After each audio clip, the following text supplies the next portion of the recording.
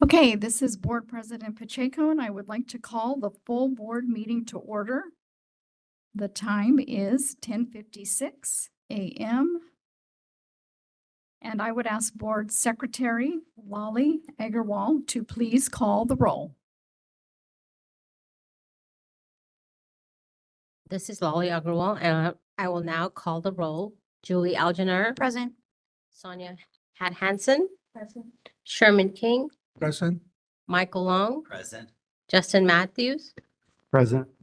Joanne Pacheco. Present. Sri Devi Panala. Present. Lolly Agarwal. Present. A quorum has been established. Thank you. We will now move on to agenda item 2, public comment, not on the agenda. The board may not discuss or act on any matter raised during the public comment section that is not included on this agenda, except whether to decide to place the matter on the agenda of a future meeting based on Government Code Section 11125 and 11125.7 a. Are there any in-person public comments for the board to consider?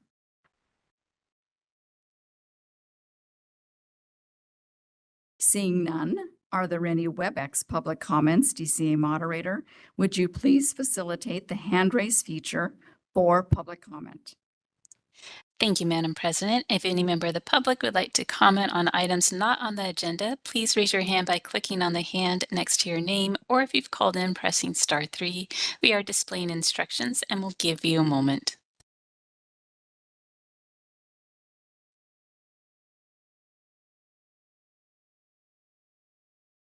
All right, I see no raised hands. Madam President, I return the floor back to you.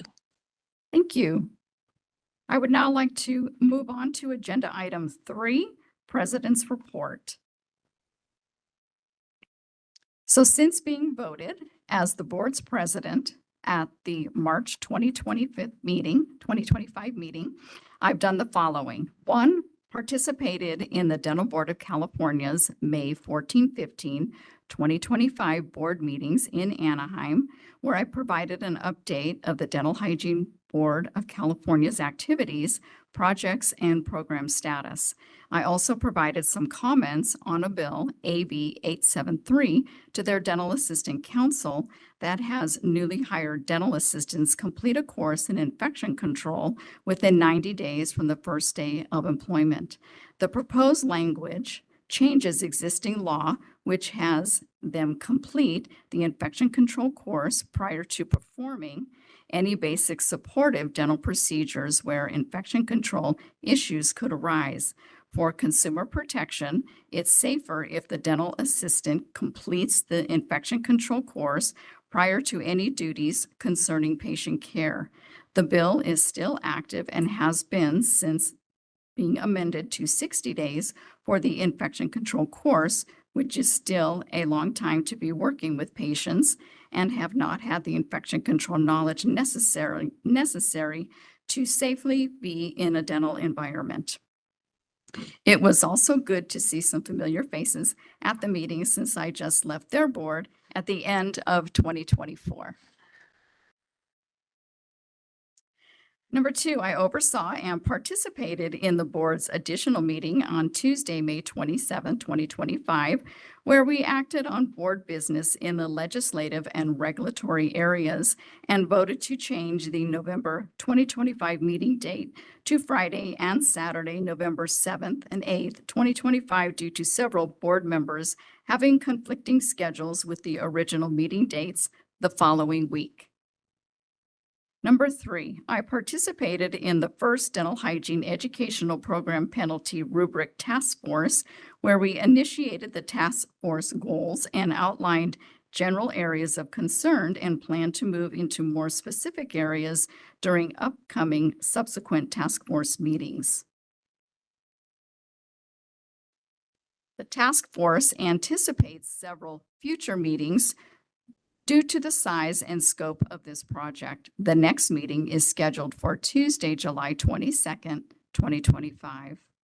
And number 4, Executive Officer Lum and myself have met at least twice a month for the past couple of months and communicate frequently for updates on board issues to keep me aware of them or any items that need my immediate attention. And this concludes my report. Are there any questions? Are there any board member comments?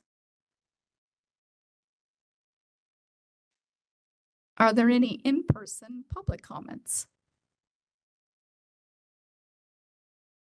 Are there any WebEx public comments? DCA moderator, would you please facilitate the hand raise feature for public comment? Thank you, Madam President. If any member of the public would like to comment on the President's report, please raise your hand by clicking on the hand next to your name, or if you've called in, pressing *3. We are displaying instructions and we'll give you a moment.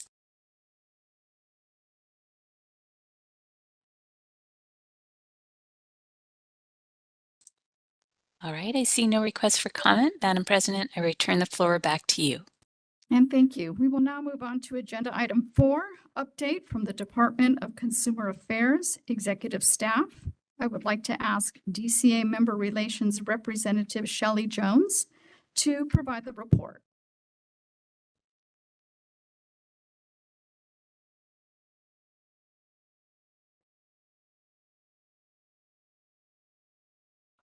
Good morning. Good morning. It's on now. As mentioned, my name is Shelley Jones. I'm with the Department of Consumer Affairs Board and Bureau Relations, and thank you for the opportunity to join you today. I would like to first welcome and congratulate your recently appointed new member, Nicholas Quach, and if I mispronounce the name, I apologize. With this new appointment, your board is now fully seated, so congratulations on that. Just a few topics I was going to cover with you today. In January, Governor Newsom released his proposed 2025-26 state budget, which included a proposal to split DCA's oversight agency, the Business Consumer Services and Housing Agency, into 2 separate state agencies. They would be known as the California Housing and Homelessness Agency and the Business and Consumer Services Agency. After public hearings and review by the Little Hoover Commission and the legislature, I am pleased to announce that the governor's reorganization plan was enacted on July 5th. Again, the new Business and Consumer Services Agency will be responsible for consumer affairs, licensing and enforcement, and the Department of Consumer Affairs would be among the 8 departments in that new agency. The 2 new agencies will officially become operative on July 1st of 2026. DCA will participate in multiple agency work groups on the logistics required to transition to this new agency. DCA will continue to keep board and bureau leadership apprised throughout the year ahead. With regard to hybrid telework transition, on March 3rd, 2025, Governor Newsom issued an executive order requiring all state agencies and departments to update their hybrid telework policies for employees and increase from 2 to 4 days in office per week beginning July 1st, 2025. At the end of June, agreements with several labor unions representing employees within the DCA were released, delaying the 4-day in-office requirement by 1 year. DCA continues to host biweekly meetings with the board and bureau leadership to share information and answer any questions. On travel updates, on June 9th, 2025, the Department of Finance issued guidance for out-of-state travel in the upcoming fiscal year. Travel outside of California will be limited to essential travel that is required to conduct state business, meaning requests should only be made for mission-critical needs. DCA distributed a memo to all boards and bureaus on June 16th, 2025, detailing the criteria for mission-critical travel, including but not limited to enforcement actions, revenue collection, statutory requirements, auditing, and litigation. Additionally, all requests must be provided to DCA's budget office 8 weeks in advance to allow for review by DCA agency and the governor's office. If there are any questions, please contact your assigned budget analyst at DCA. We would also like to remind board members and staff of our collective responsibility to always work to minimize the cost to the state through responsible travel planning and scheduling. To best serve the public, it is incumbent upon all of us to ensure that we are being fiscally prudent in our decisions, especially when traveling for board business. DCA is also reminding members and staff to evaluate if a rental car is always necessary versus ride-sharing services. Carpooling is also highly encouraged when renting vehicles. We know that there may be new travel costs board members are experiencing as well, such as baggage charges. So please keep receipts to ensure that you can be reimbursed. If you have any questions, please reach out to memberrelations@dca.ca.gov so we may assist you. And with that, thank you for the opportunity to share information with you today. Thank you, Ms. Jones, for your extensive report. Are there any board member comments?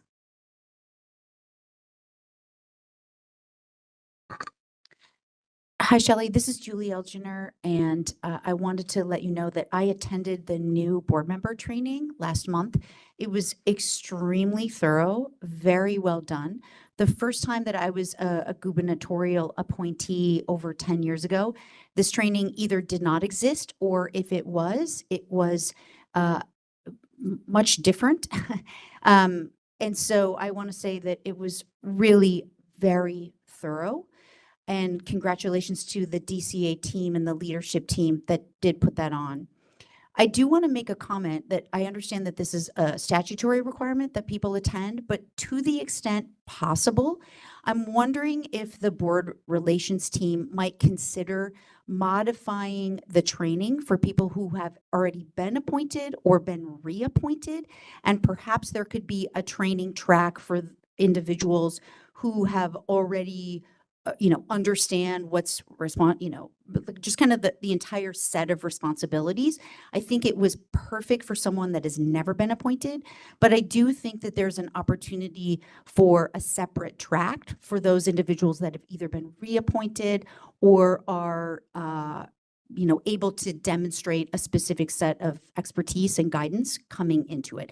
A 7 or 8 hour training is a huge time commitment in the middle of the week, and especially if a considerable amount of it was review information. So that's my comment, to just ask for consideration. Understood. And yes, I will take that back and we'll take that into consideration.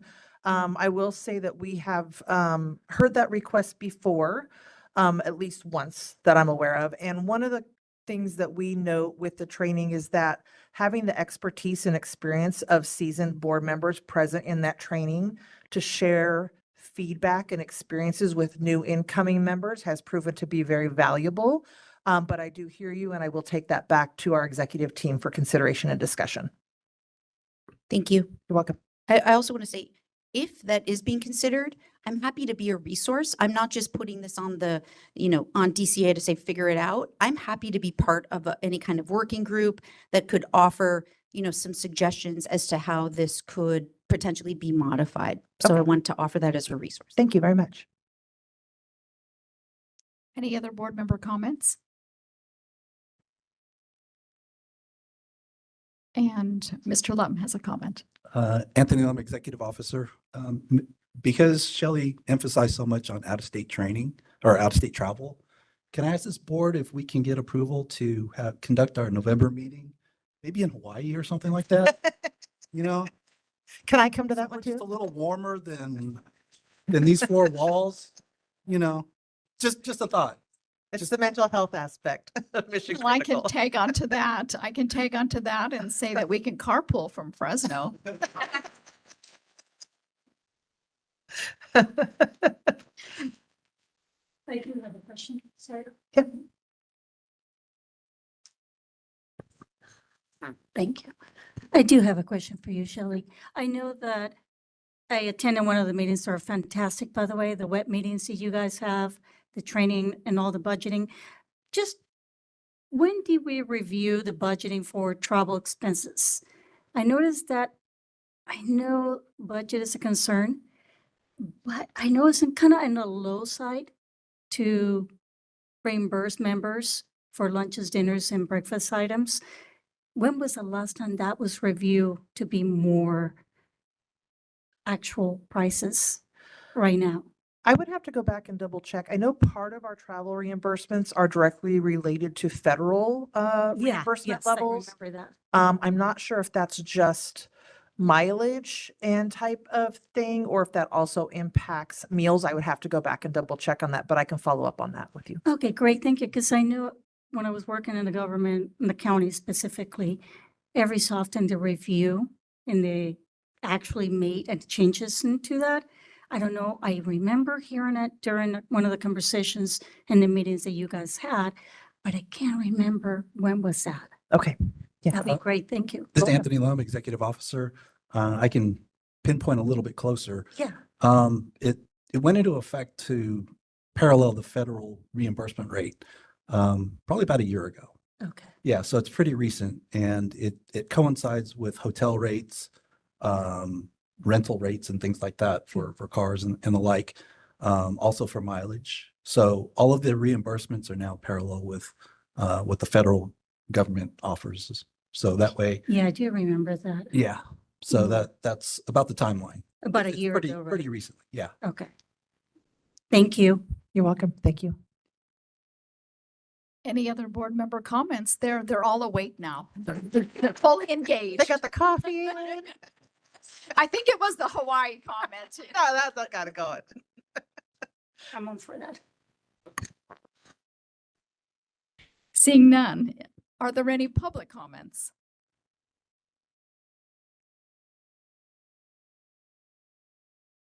And we will move on to WebEx public comments. DCA moderator, would you please facilitate the hand raise feature for public comment?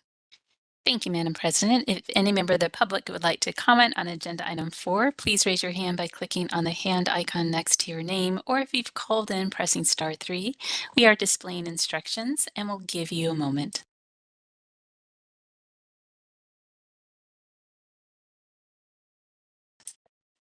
All right, I see no requests for comment. Madam President, I return the floor back to you. Thank you. And again, Ms. Jones, thank you for your extensive report.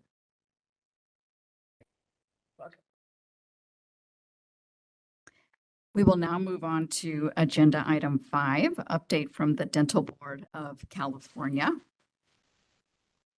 And our representative is my very dear friend, Dr. Stephen Chan, President of the Dental Board, to give his report. Good morning. Good morning. Good morning. And thank you for inviting us. On behalf of the Dental Board, I'm currently president of the Dental Board of California.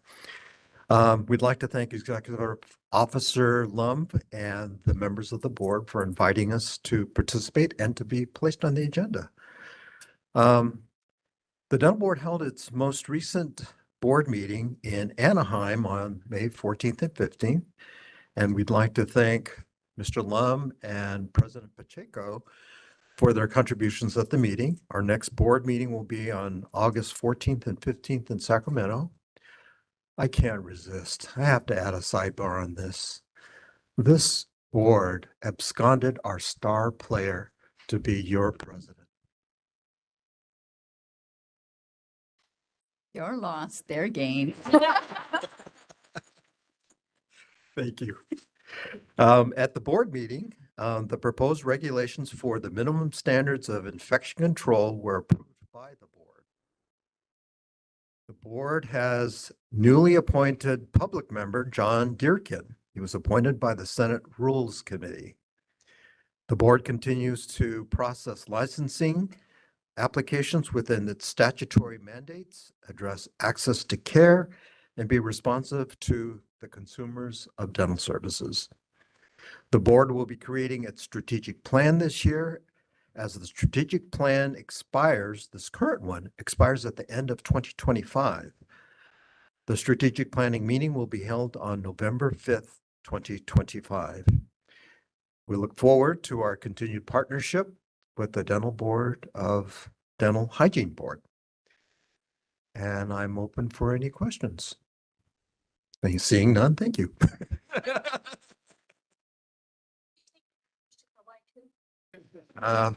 One paddle, two paddle. Are there any other board member comments for Dr. Chan? Hi, this is Dr. Julie Elginer. Thank you for being here. I do have a quick question. As part of the strategic planning meeting that I believe you mentioned is on November 5th of 2025, is there an opportunity for someone from the Dental Hygiene Board to participate in that planning meeting? And if so, are there any plans to do so? In the gathering of data so far, this is a relatively new experience for me.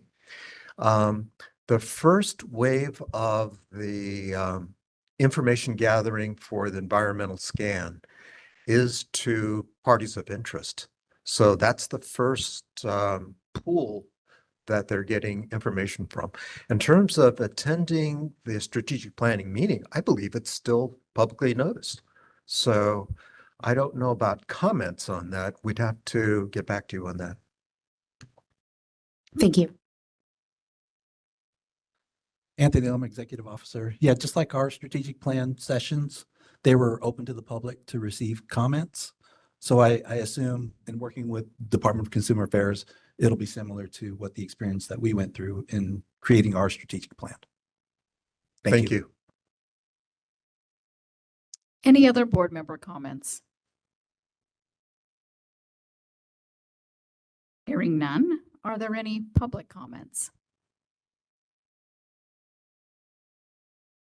And seeing none, are there any WebEx public comments? DCA moderator, would you please facilitate the hand raise feature for public comment?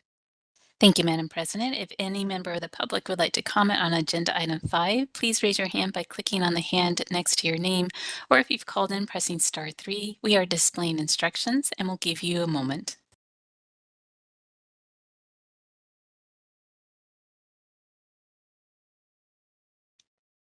All right, I see no raised hands. Madam President, I return the floor back to you. Thank you. And Dr. Chan, thank you again. Thank you for inviting us. Thank you. Thank you, Dr. Chan. We will now move on to agenda item 6, discussion and possible action to approve the March 21st, 2025 full board meeting minutes. Is there a motion?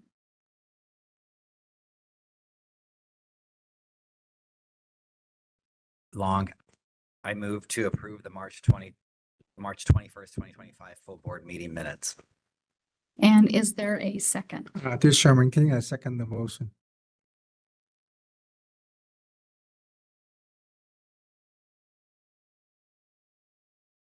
Are there any board member revisions or amendments to the March 21st board meeting minutes? Hearing none? I have one. Yes. It's just a small one, but on agenda item 22, we should change education to state legislative and regulatory committee. That's all. Good catch. Thank you. Is there any board member discussion?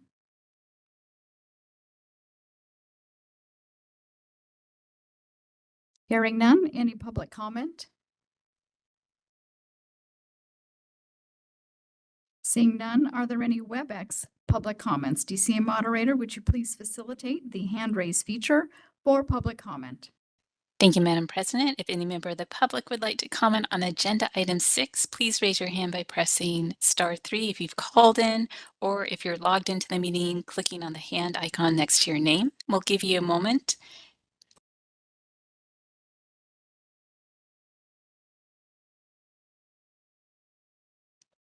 All right, I see no request for comment. Madam President, I return the floor back to you. Thank you. Will Board Secretary Lolly Agarwal please call the roll and record the votes for this agenda item? This is Lolly Agarwal, and I will now call the roll. Dr. Algener, Aye. Pat Hansen, Sherman King, Aye. Michael Long, Aye. Dr. Matthews, Aye. Joanne Pacheco, Aye. Dr. Pinala, Aye. Lolly Agarwal, aye. This motion has passed. Thank you. President Pacheco, Yes. was that approval with the amendment that Crystal provided? Thank you. I was going to ask about that as well. So the motion would include the correction for item number 22. Yes. Yes. I accept that amendment. Thank you. We'll now move on to agenda item 7, discussion and possible action to approve the March 22, 2025 full board meeting minutes. Is there a motion? Please identify yourself and then make the motion. This is Member Long again. I move to approve the March 22, 2025 full board meeting minutes. Thank This is you. Member Matthews, I second. Are there any board member revisions or amendments to the March 22nd, 2025 full board meeting minutes? Again, there's another change to be made for, I didn't write down the agenda item, but I think it was, I forget where. Give me 1 second to find it. Sure.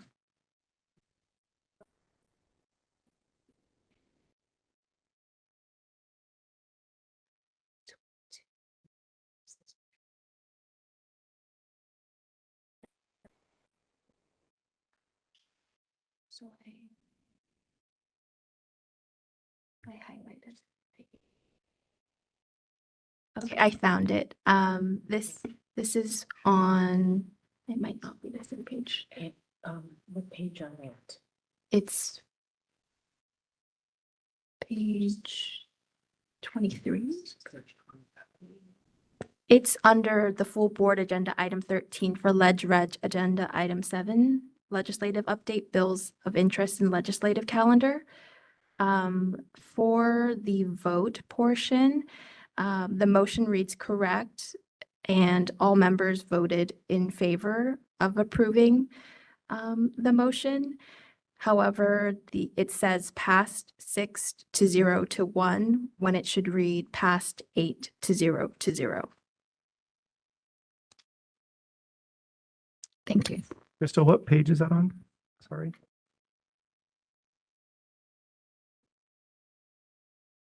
One second. It was number 13. Mhm. Yeah. 437? I believe it's on page 437. Is that correct?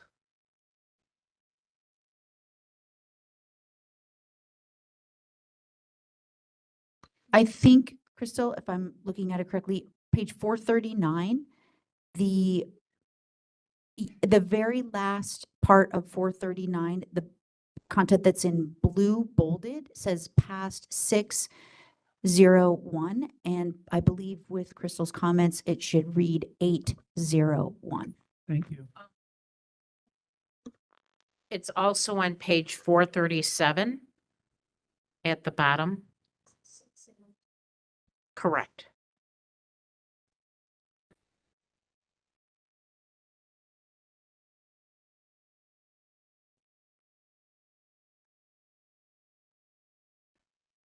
As the maker of the motion, I accept the edits. Thank you. Are there any other board member comments?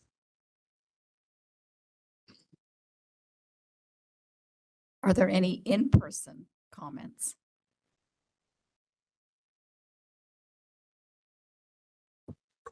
Susan McLaren, the California Dental Hygienists Association. I have a question regarding on page 427.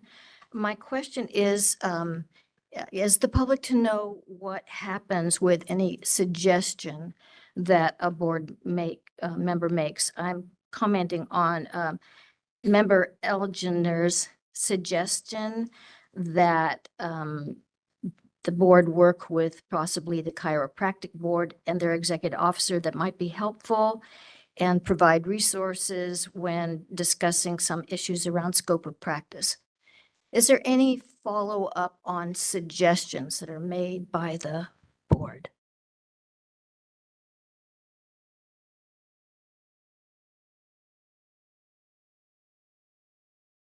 This is Executive Officer Anthony Lum. No, I have not reached out to the chiropractic board at this time. But that would be the appropriate, I mean, is that the procedure? It could be an option for us. Yes. An option? Yeah. Just an option. Yes. Thank you, Ms. McLaren. Are there any other in-person public comments?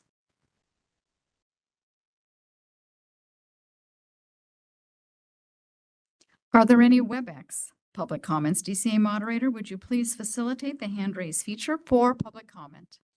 Thank you, Madam President. If any member of the public would like to comment on agenda item 7, please raise your hand by clicking on the hand icon next to your name, or if you've called in, pressing star 3. We are displaying instructions and we'll give you a moment.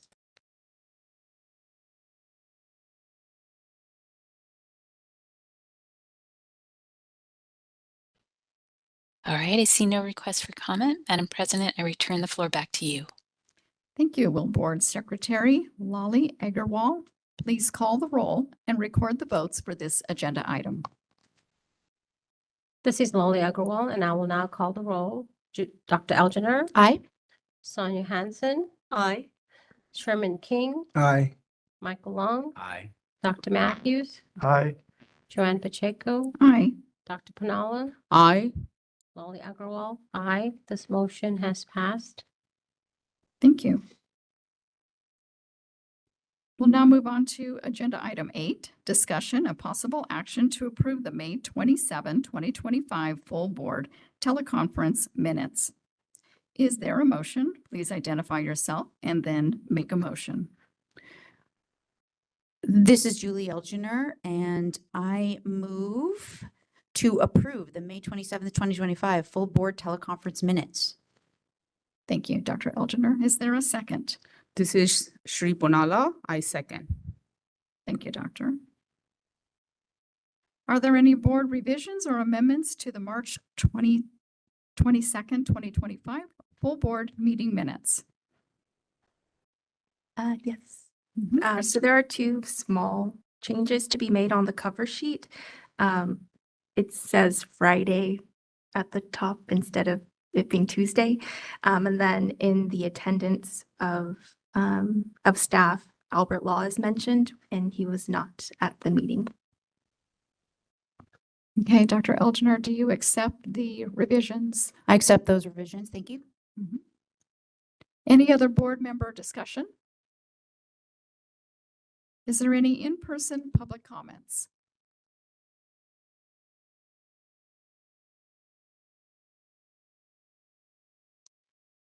Hello, an item on the materials about the new November board meeting dates.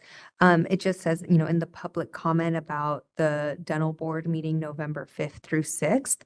And then for the dental hygiene board to be able to meet the 7th and 8th, there is a strategic planning board meeting potentially scheduled for November 7th. And considering who may be invited to speak from the dental board, or if other individuals are invited to do public comment, if there is available, because that's to be determined.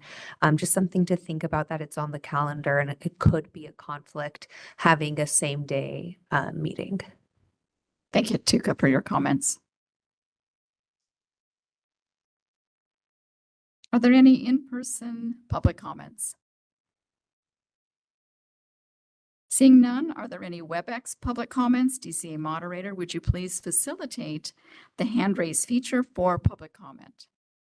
Thank you, Madam President. If any member of the public would like to comment on agenda item 8, please raise your hand by clicking on the hand next to your name, or if you've called in, pressing star 3. We are displaying instructions and we'll give you a moment.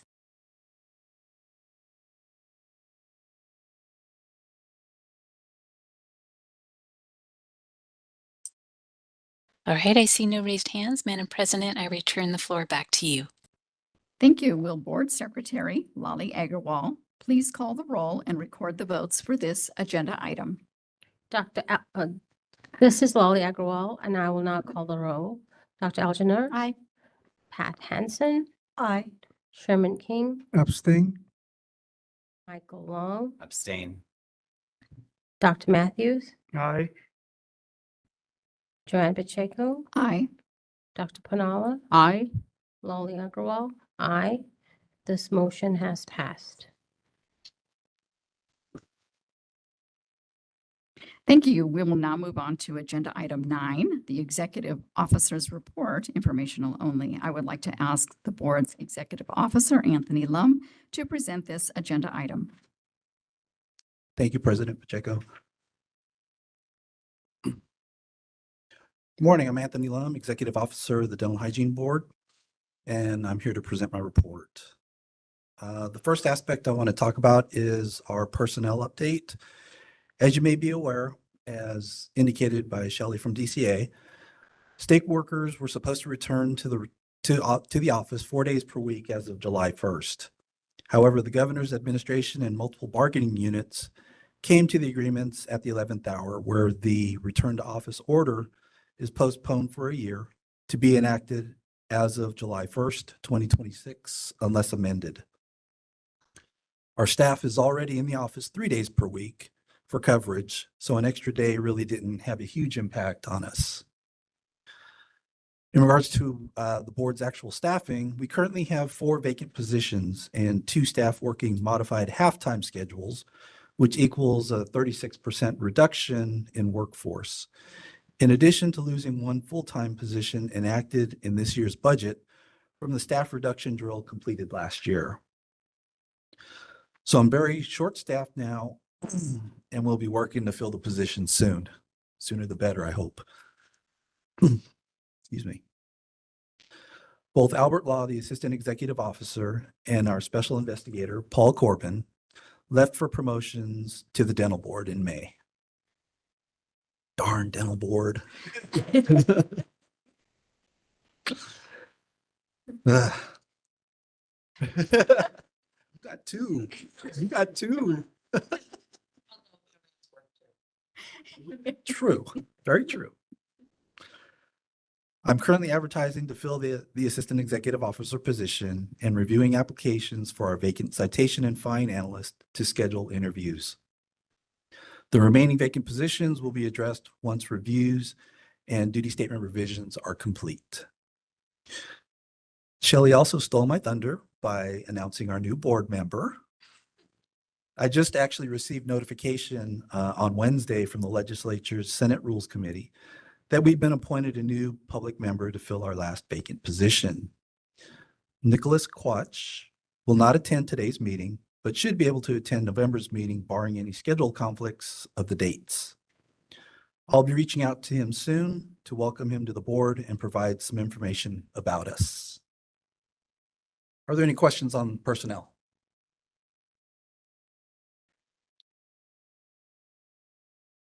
Okay, seeing none, I'll move on to our lovely monetary aspect. In regards to our budget, now that we have a newly approved state budget, our funds are fully replenished and the balance is roughly $3 million for fiscal year 2025 to 2026. The reports and the meeting materials that I'll be referring to encompass the latest versions from the end of the last fiscal year through month 11, which is May of 2025. As the final budget reports for the prior year haven't been released yet, these are the latest numbers that I have.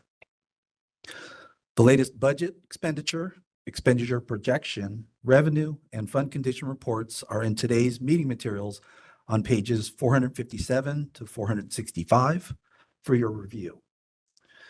These reports show totals from fiscal month 11, like I said, which are expenses captured through the end of May of 2025. Please remember that this report is point in time from the end of May, and additional charges will be incurred from fiscal month 12, but we have the funds to cover those expenses. The expenditure report is on pages 457 to 459. It shows we spent approximately 77% or $2.3 million of our $2.9 million budget at that time, and we continue to be selective and efficient with our spending. On pages 460 to 462 is our expenditure projection report for anticipated expenses through the end of the year. It's projected that we'll have roughly 10.4% or $294,000 of our budget remaining at the end of the year. It may be a bit higher since once finalized due to some salary savings from the staff positions that were recently vacated. So that may give us some additional funding at the end. The next report is our revenue report, which is on page 463 to 464 and shows the amount of revenue the board has received through FM11, which is $3.4 million at that time. This total indicates we're on track to receive the anticipated amount of revenue by year end, which was anticipated to be $3.5 million. On page 465 is our fund condition report, which is our quote savings account by fiscal year.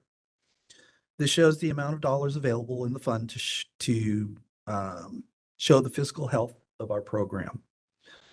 The fund continues to be in good standing moving forward with approximately 4.6 million in the fund this year. Are there any questions on the budget report? I saw you look to me immediately. I do. This is Julie Elginer. I do have a couple of questions and comments. The first is I really want to commend you and the team for your overall encumbrance is very minimal relative to your overall budget. And as a percentage, we're talking about a 2.3% of the encumbrance of the overall budget. That's remarkable, honestly, in the single digits. So I do want to say that. I also am going to make note of the fact that we do have 18.3 months in reserve. I realize that that's only through month 11, but I do want to make mention of that too. That being said, I do have a couple of questions because it wouldn't be me without having those questions. So I want to just refer to a couple of categories. One is an expense line item, and this is on page 458. The expense category is CP services internal. So CP services internal, again, on 458. And specifically, the Attorney General expenses are 3 times what were budgeted. So we're looking at a deficit of $121,000 for that specific line item. I'm hoping you can provide some clarity on that. And then I do have another comment or question as well. Yeah, the Attorney General line item is budgeted at a certain amount. And normally each year, it's let me backtrack one step. It takes a while to get our budgeted amounts recalculated because the formulation that's used in the budget documents to calculate how much we'll spend is done, I believe it's like a 2-year forward kind of thing. The AG line item is usually indicated for less than what we actually spend because it fluctuates from year to year, depending on how much, as far as the enforcement cases are concerned. But there's always a contingency factor of twofold. One is whenever we have enforcement cases, there's always additional monies that can be allotted to that line item. It's difficult to look at this overall expenditure sheet and say that this line item is under budgeted for what we spend.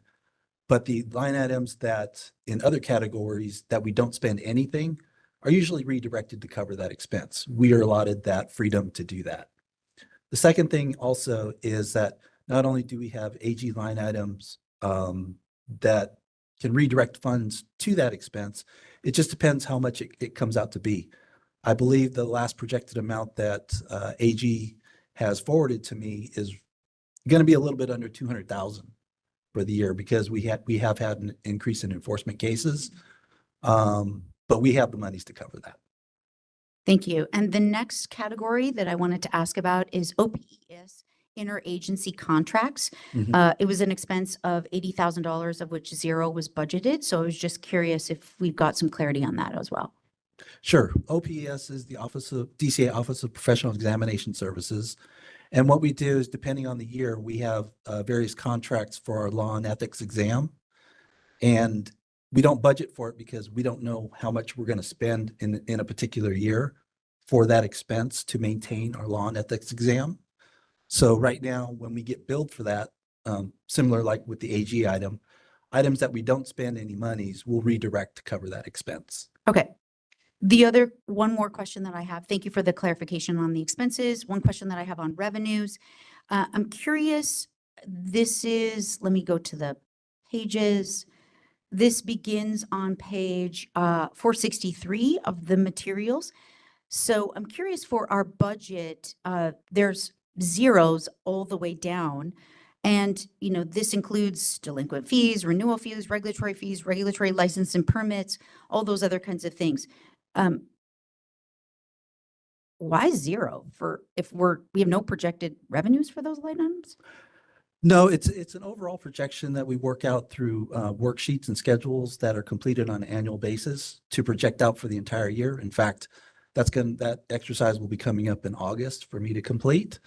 But if we do it line item by line item, each of those areas will fluctuate every year, depending on how many individuals, like as an example, duplicate license certificates. Each year you're going to fluctuate with the number of licensees that are going to request a duplicate license.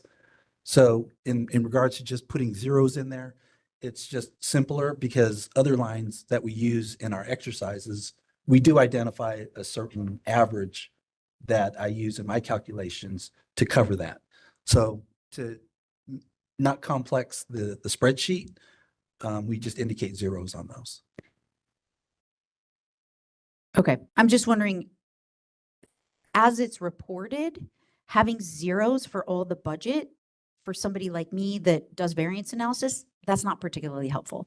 So Because normally when you say what's the budget for that line item, it's usually pertaining to incomes, and it's hard to predict in that sense. but we have to have some sort of model of what our projected revenues are through month 11 to be able to draw from. Even if this was a worksheet that we could draw from, have automatically pulling from another source, just to be able to have that line item, have something in there.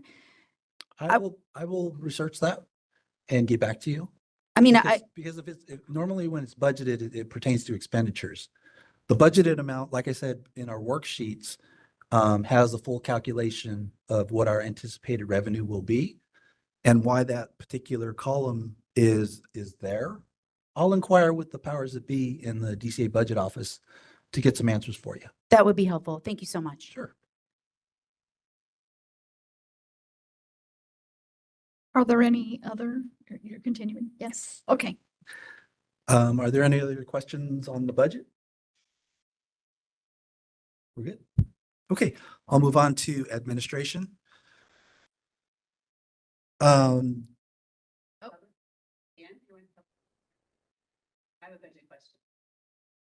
Yeah, at the end would be fine. Okay. So moving on to administration, I just wanted to inform the board, I participated in the Department of Consumer Affairs March and June 2025 leadership and DCA directors quarterly meetings where current issues affecting programs were discussed. It's a great opportunity for the boards and bureaus under DCA to directly communicate with the department and agency executive teams and obtain the latest information and updates. I attended the Dental Board's May 14th to 15th, 2025 board meetings in Anaheim with President Pacheco, where we provided an update report on the Dental Hygiene Board's activities. We also provided comment on the Dental Assistant Bill, AB 873, that was previously mentioned, that has a DA complete an infection control course within 90 days of the initial employment, as opposed to the current law that has them complete this course prior to assisting with any dental services where infection control could be compromised. It has since been amended to 60 days after hiring, but still could be viewed as a consumer protection risk. We submitted an opposition position to this bill to the legislature. I continued to reach out to several legislators to see if we could insert our proposed statutory language that was previously approved by this board into one of their existing bills, but was turned down and asked to contact them later for a possible future bill. I was able to have a couple of our issues inserted into the annual omnibus bill, which is SB 861. The ones that were able to be put in there are removal of the language pertaining to having the dental board review dental hygiene scope of practice issues as cleanup language. And the second one is the separation of the application and initial licensure fees from one combined fee to two separate fees without an increase in the amount for clarity. Other proposed language was denied due to their substantive nature. As a result of multiple inquiries received through calls and emails, I've decided the next newsletter topics should primarily focus on reminders of required processes like license renewal and its requirements, applicant reminders, and references both applicants and licensees can use during their quest to obtain and maintain their California dental hygiene license. I believe this next newsletter will be a good resource for them to use as an ongoing resource. My report's longer than usual today, just FYI. The newsletter has been delayed due to many issues, but it is my priority to get a draft completed soon. It was requested of me to provide an update on one of the new strategic plan goals recently established to update and modernize the board member procedural manual.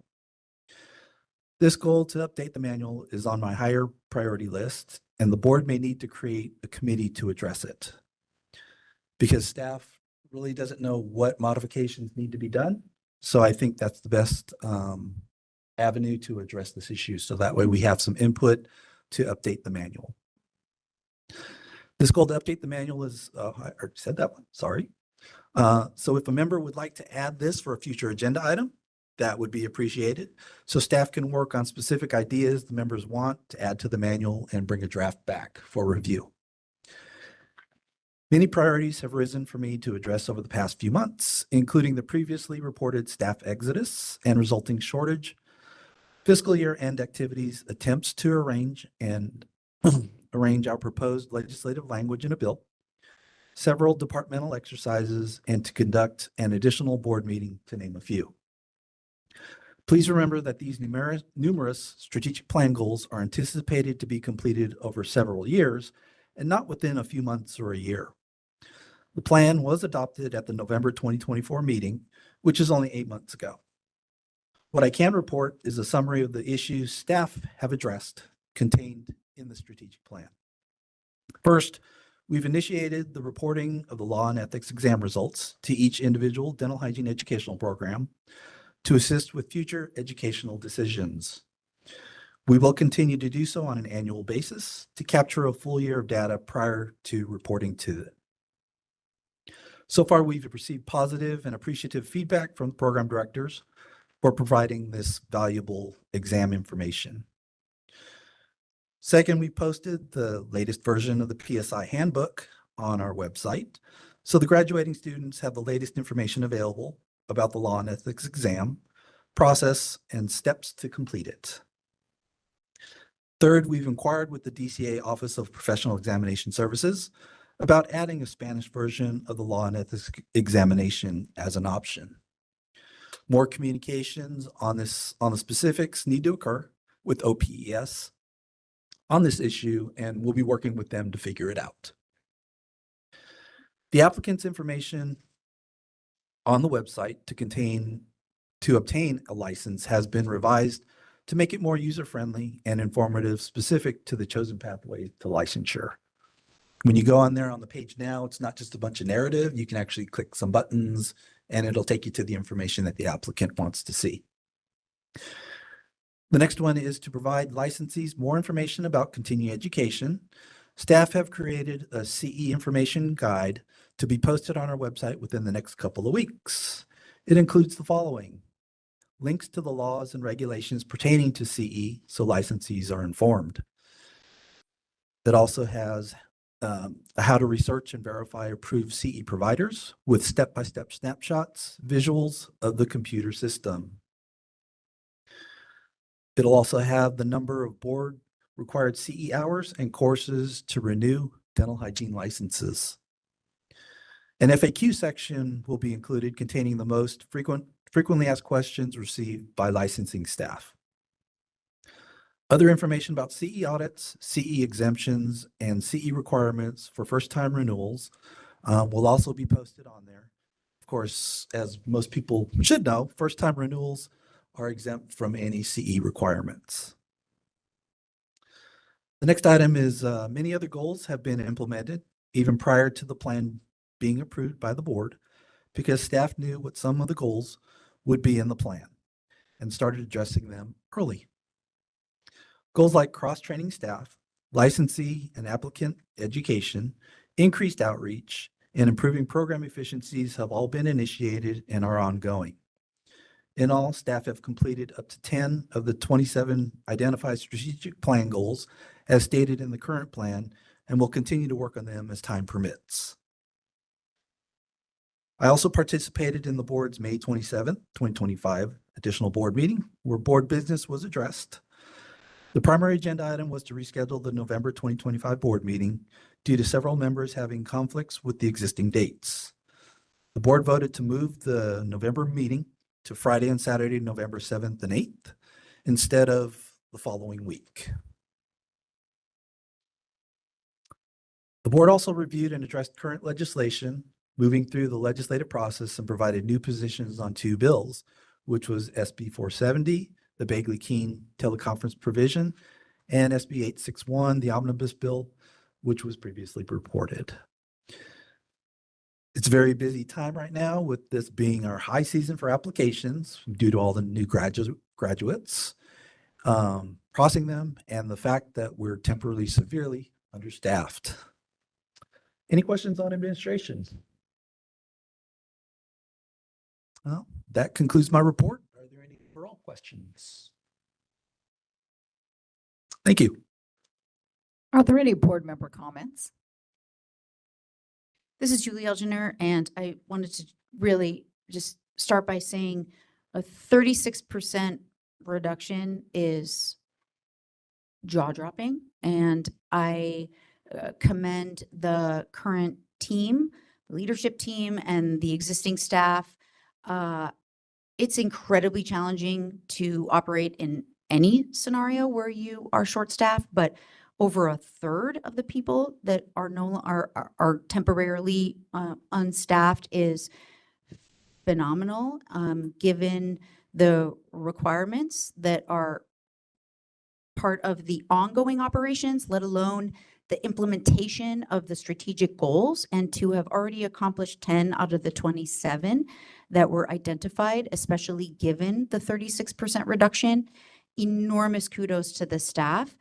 I do have concern about the sustainability of that, to the extent that, the delays for whatever reason in terms of being able to fill those vacancies. So if there is the need for any of the board members to participate as part of that hiring process, simply because it's not possible for you as the leadership team to be doing that on your own. So kudos, but also some concern about how sustainable that is on a go-forward basis. Thank you. Thank you. This is Anthony Lum, Executive Officer. Thank you for that comment. It's not just us. We put in the hiring process consists of me submitting the initial documents and application and everything, but we have a wonderful team over at DCA, the department in their HR unit that's been working closely with me as well. So we try and get those posted as quickly as possible once everything is set in stone. And like I said, couple of the duty statements need to be revised, but once that's done, then we can get those advertised and hopefully get the positions filled. It will take a little bit, and believe me, we've been through rougher situations. I mean, when I first started with this board, we had all of 4 people. So in the time that I've been here, we've tripled the size. So thank you, though. Thank you for the comments. Dr. Panali? Yeah, I want to second Dr. Elginer, and I think thank you for all the communication and all the work for the staff. And I'm wondering if there's a possibility to consider like at least temp positions, because the consumers need what they need, especially the dental hygiene licensees, and there is so much need for them to get their questions answered. So it's good to keep resilience and but sustainability is a long-term plan. So considering how we can get support with temp positions, on-call positions, in whatever way possible to support the system. Thank you. This is Anthony Lum again. Yes, I'm taking all that into consideration because the unfortunate part is even with temp help, the hiring process is still the same. So it really doesn't shorten the timeline per se to get a temporary individual as opposed to refilling a full-time position. So my focus is to fill the individuals that will help us the most, which is the full-time position. Even a seasonal hire would be very helpful. But again, it's the same process. So, but thank you. Any other board member comments? I think the phrase is, it's a process. And I also want to just, let the board know that I give kudos to my staff as well. They have really, really stepped up actually over this past year to go above and beyond what their normal functions are. And I really, really appreciate them. We have a really good team. May I ask one quick question? I'm sorry. Is there an opportunity or is there a program within DCA to be able to recognize staff to nominate for, whether it's you, your leadership team, whoever it may be, anyone that's going above and beyond? Sometimes it's nice to be recognized, particularly in these situations. So I'm wondering if there is an opportunity for any of us to identify and to recognize and to thank staff for these heroics under these challenging situations. Anthony Lum, Executive Officer. Yes, there is. There was actually just something recently through the department that recognized individuals that go above and beyond. But there's several avenues to do that. And DCA Member Relations has more information on that than I do. But they would be a good entity to contact. And I can disseminate that information if you would like. I was just going to say, I'm making a request that if you're able to pass that along to the board and identify anyone in particular that you think might be noteworthy that we should be aware of. We just don't have the day-to-day visibility to the additional responsibilities and those kinds of things, but I'm happy to lift up individuals that deserve recognition, including you. Thank you. And I would just like to add that from my own students, I hear nothing but positive comments. I should say graduates when they're contacting the board, that the board does get back to the graduates to answer their questions. So thank you. Are there any other board member comments?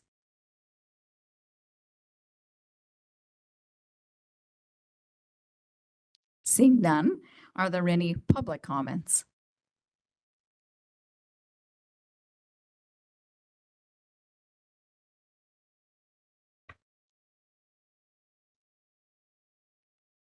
I'm Joanne Galliano, subject matter expert, and it's on the budget, and it's on page 459 of the budget under C-P Services External.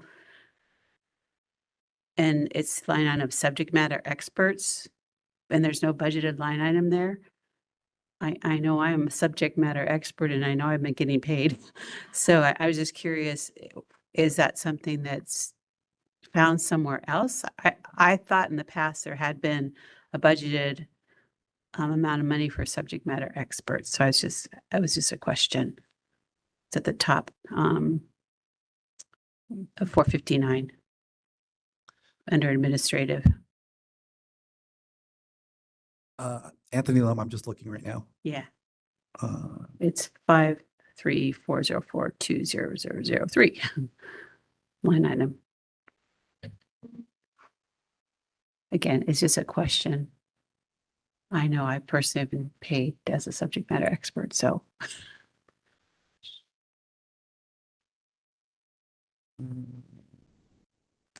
So 1,300. Yeah, this is Anthony Lum, Executive Officer. Believe me, your pay is in the budget. Well, I know, in the Yours and other subject matter experts. I know, are in the yeah, budget. I know. I thought in the past that there had been a budgeted amount of money in that because I've been one for a number of years and I just would tend to look at it to see where we were in terms of how much money was being spent on subject matter experts. So when this budget came out and there wasn't a line item, no designated amount for that, I was confused because in the past, I was pretty sure there was one. This is Anthony Lum, Executive Officer. Yeah, a lot of times and again, these things are keyed in by the department. So sometimes the line items are charged where they're not specifically titled the actual thing. So I believe in this case, because it's all under C&P services, which is usually contracted services, I believe like your funds would come out of administration. It should be, if you want to be technical about it, should come out to the line item below it and so under subject matter experts. And I can inquire about that.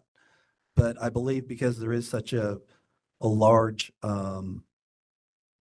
expenditure in the administrative aspect, and I can't think of any other large administrative expenses that we've incurred, that's probably where the monies are coming from. Okay, because then I saw that there was also too, there was consult and professional services, external other at 40,000. But then again, I thought, well, maybe that's where they put it, but there's no money coming out of there. So it was just to me confusing as to, you know, where exactly subject matter experts like myself, which budget we were coming out of. Because to me, I think it's helpful to see how much we're having to spend on people like myself as subject matter experts. Sure. To kind of keep an eye on it. So. Yeah. I'll try and get details on that. Okay, thanks, Sam. But again, it's a specific line item. And again, overall, the number that I'm concerned about is if you go down to that bottom of the page in the right-hand corner, as long as we're in the black, I'm a happy camper. See, being married to a CPA, these kinds of things come to attention that when there's, you see them and say, there's something not right here. Yeah, Thank but you for the again, explanation. I've been trying to get other line items changed, and it's an endeavor to do it. So, thank you.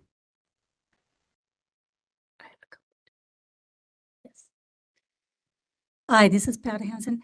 Anthony, I was looking into the same 460, page 460, where it says interpreters. Does that mean for court? 459, I'm sorry. Oh, 459. Okay, I'm looking at 460. That's the projection. 534005000, we're in many numbers. Is that the utilization of interpreters for court? Because that can be interpreter. I'm just saying. I would assume. Right? No, not me, but particular interpreters for court. I assume that that's what that is for. One thing that you have to remember, it could be, I'm not sure. Yeah. But one thing that you have to remember too is a lot of these categories are carried over from other programs that may use interpreters. So Might be doing something you use in court. yeah, well, we have a separate line item to pay court reporters, but as far as interpreters are concerned, I can't recall us ever needing to use one at this point in time. Okay. You're welcome. We digress to board member comments. Let's go back to public comments. Are there any additional public comments? No problem. Seeing none. Are there any WebEx public comments? DC moderator, would you please facilitate the hand raise feature for public comment? Thank you, Madam President. If any member of the public would like to comment on agenda item 9, please raise your hand by clicking on the hand icon next to your name. If you've called in, you would press *3. And I see we do have a raised hand already from Lisa Huitron. Forgive me, I'm sure I mispronounced that. So Lisa, if you see a prompt to unmute, go ahead and click on it.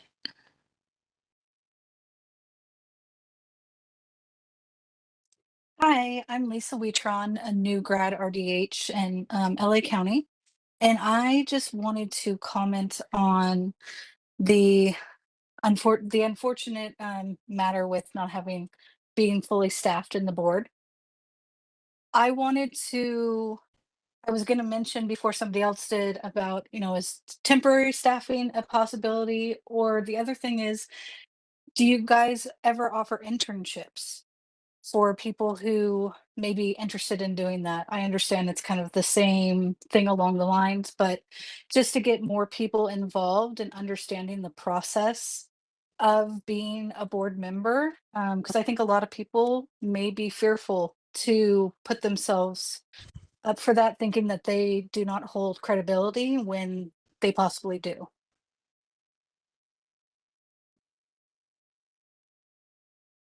Lisa, thank you for your comments. All right, and we've got another raised hand from a call-in user. So call-in user 8183 with ending in 67, you should see a prompt to unmute. That would be *6 to unmute.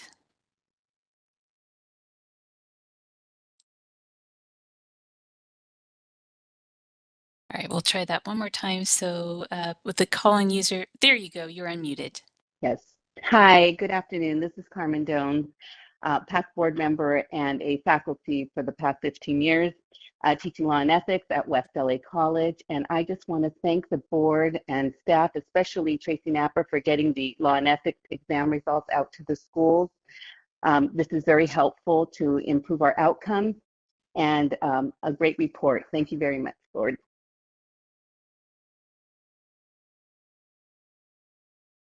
And thank you, Dr. Jones. It's great to hear your voice.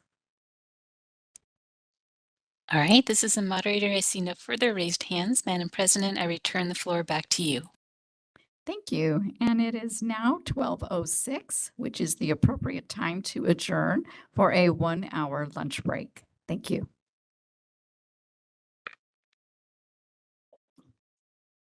Okay, welcome back, everyone. And you get to experience, I do have this on. Here we are. Now you can hear me. We are going to reconvene. And as previous president of the dental board, it was during COVID. And so I never got to hit the gavel. And so this is one of my bucket lists. Okay. So I was told that they hit it 3 times. So we are. And we are ready to reconvene. Thank you for that. That was fun. Okay, we will now move on to agenda item 10, discussion and possible action regarding California Code of Regulations, Title 16, Section 1005, minimum standards for infection control. And I would ask Executive Officer Anthony Lum to present this agenda item.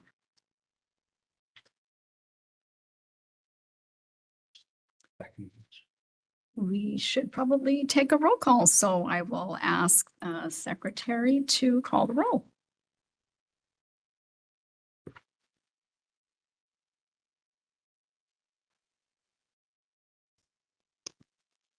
This is Lolly Agarwal, and I'll now call the roll. Dr. Algener. Present. Sonia Hansen. Present. Sherman King. Present. Michael Long. Dr. Matthews. Present. Joanne Pacheco. Present. Dr. Punala. Present. Agarwal, present. Motion has passed. Quorum has been established. Okay, thank you. And we will now turn it over to Executive Officer Anthony Lum. Thank you, President Pacheco. This next agenda item has been an ongoing issue and a collaborative effort between the Dental Hygiene Board and the Dental Board of California.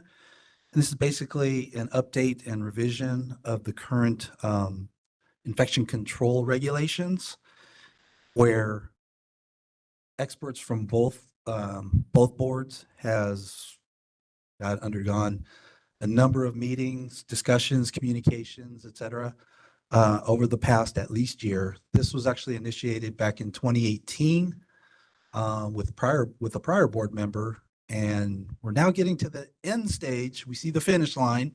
We're getting there.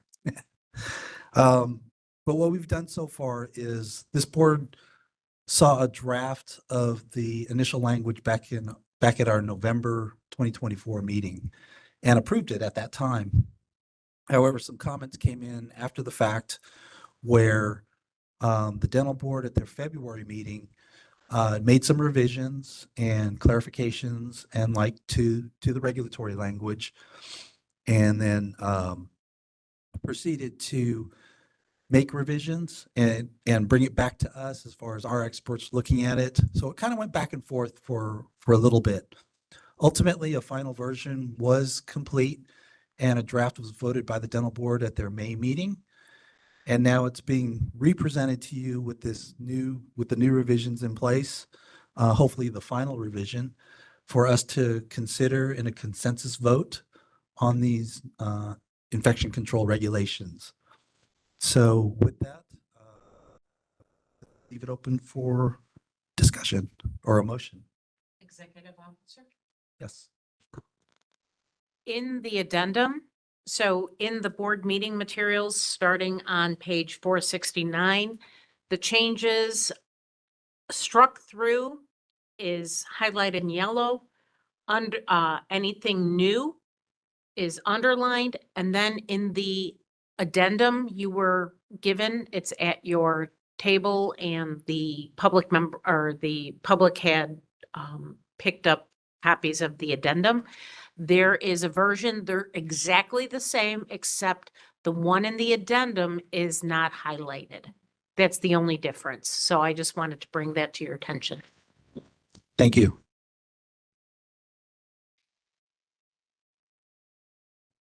Is there a motion?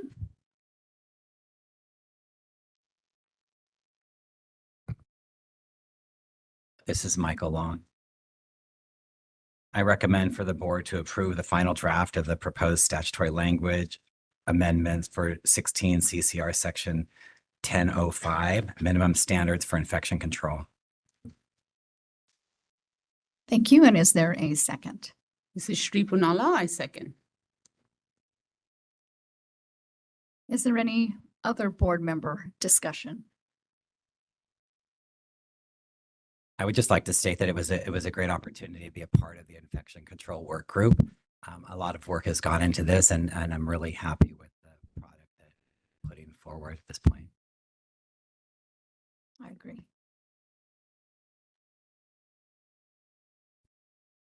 Any other board member discussion? Hearing none, is there any public comment?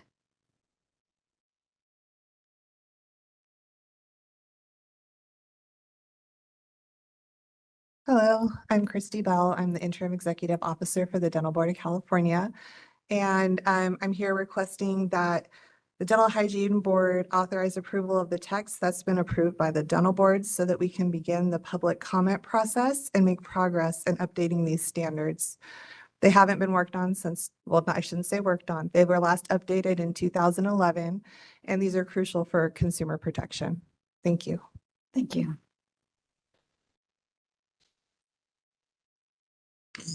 Any other public comment? Seeing none, are there any WebEx public comments? DCA moderator, would you please facilitate the hand raise feature for public comment? Thank you, Madam President. If any member of the public would like to comment on agenda item 10, please raise your hand by clicking on the hand icon next to your name or at the bottom of your screen. And if you've called in, you may press *3 to raise your hand. I do see we have a raised hand already from Maureen Titus. Maureen, you should be able to unmute yourself.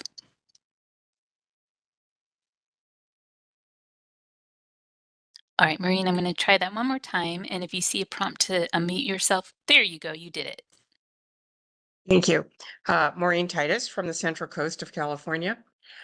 Yes, I've been reading all of these. What my question is on the very last page under C, it is lined out where it says the Dental Board of California and Dental Hygiene Committee shall review this regulation annually and establish a consensus. Does that mean that it's not going to be reviewed any further in future years?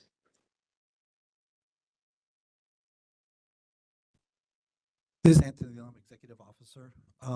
Both boards will review these infection control regulations on an annual basis, but whether there's any act that needs to be done on them will be determined at that time.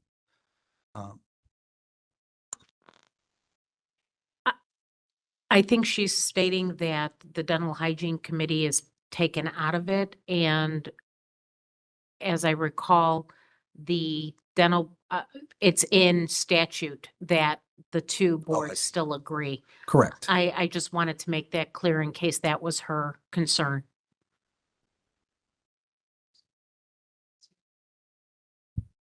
Yeah, it was old language, my understanding as well. So it still needs to go under a consensus vote from both boards, but that language is in statute. So the language that's stricken is duplicative. Thank you, Maureen, for your comment.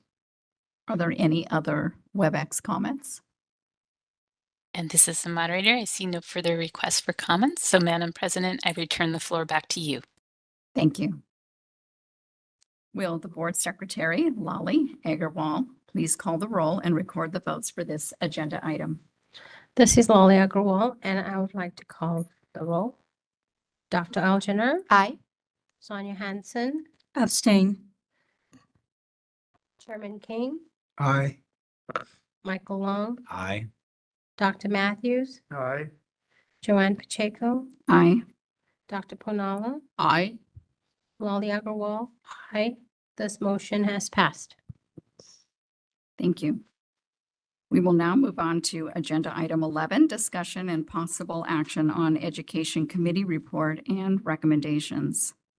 Will Committee Chair Michael Long present some? It's my fault. I'm presenting the summary. Thank you. Yes, as Chair of the Education Committee, I will present this agenda item because there were action items that required individual recommendations. I'm going to report each item separately.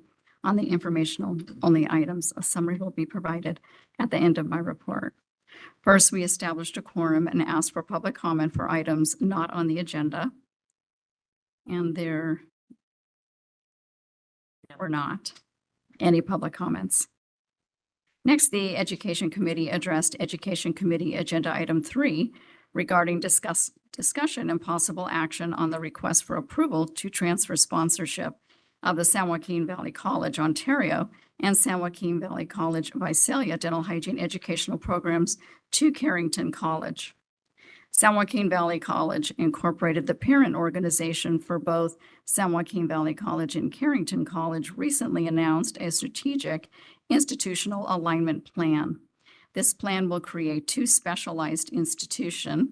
SJVC will focus exclusively on trades, technical, and business programs, while Carrington College will concentrate on nursing and allied health education. As part of the realignment, the SJVC Ontario and SJVC Visalia dental hygiene educational programs are requesting a transfer sponsorship to Carrington College. On May 1st, 2025, San Joaquin Valley College Incorporated requested for the board to place their request on the board's July 19th, 2025 board meeting to approve the transfer of sponsorship of SJVC Ontario and SJVC Visalia Dental Hygiene Educational Programs to Carrington College.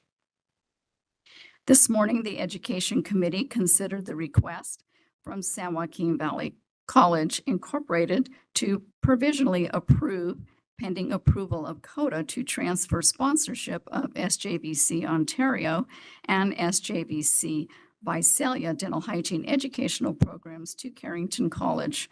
The Education Committee voted to approve, pending approval of CODA, to transfer scholarships of SJVC Ontario and SJVC Visalia Dental Hygiene Educational Programs to Carrington College. Is there a board member motion? Please identify yourself and make the motion. This is Julie Elginer. I move for the board to accept the Education Committee's recommendation to approve, pending approval of CODA, to transfer sponsorship of the SJVC Ontario and SJVC Visalia Dental Hygiene Educational Programs from SJVC to Carrington College. Thank you. And is there This is Michael Long, I second. Are there any board member discussions?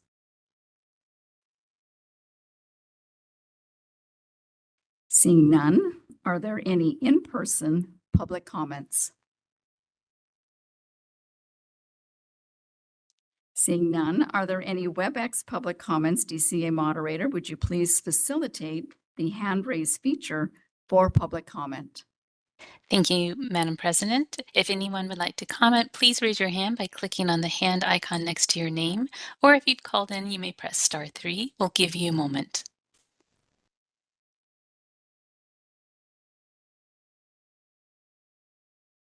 All right, I see no requests for comment. Madam President, I return the floor back to you. Thank you. Will Board Member Secretary Lolly Agarwal please call the roll and record the votes for this agenda item? This is Lolly Agarwal. Dr. Algener, Aye. Sonia Hansen, Abstain. Chairman King, Aye. Michael Long, Aye. Dr. Matthews, Aye. Joanne Pacheco, Aye. Dr. Ponala, Aye. Lolly Agarwal, aye. The motion has passed. Thank you. Next, the Education Committee addressed the possible action on the request to increase the initial student enrollment at the proposed California Baptist University Dental Hygiene Educational Program. On June 4th, 2025, California Baptist University sent a request to increase the initial enrollment to 2 cohorts of 24 students each, with 1 cohort starting in the fall semester of 2028 and an additional cohort starting in the spring semester of 2029. The increase would result in a programmatic capacity of 96 students. This morning, the Education Committee considered California Baptist University's request and voted to recommend to the full board to disapprove the request to increase the initial student enrollment at the proposed California Baptist University Dental Hygiene Educational Program with the terms of the board's March 2025 initial provisional approval to remain. Is there a board member motion? Please identify yourself and make the motion. This is Board Member Matthews. I move for the board to accept the Education Committee's recommendation to disapprove the request to increase the initial student enrollment at the proposed CBU Dental Hygiene Educational Program with the terms of the board's March 2025 initial provisional approval to remain. Thank you. And is there a second? Shri Punala, I second. Is there any board member discussion?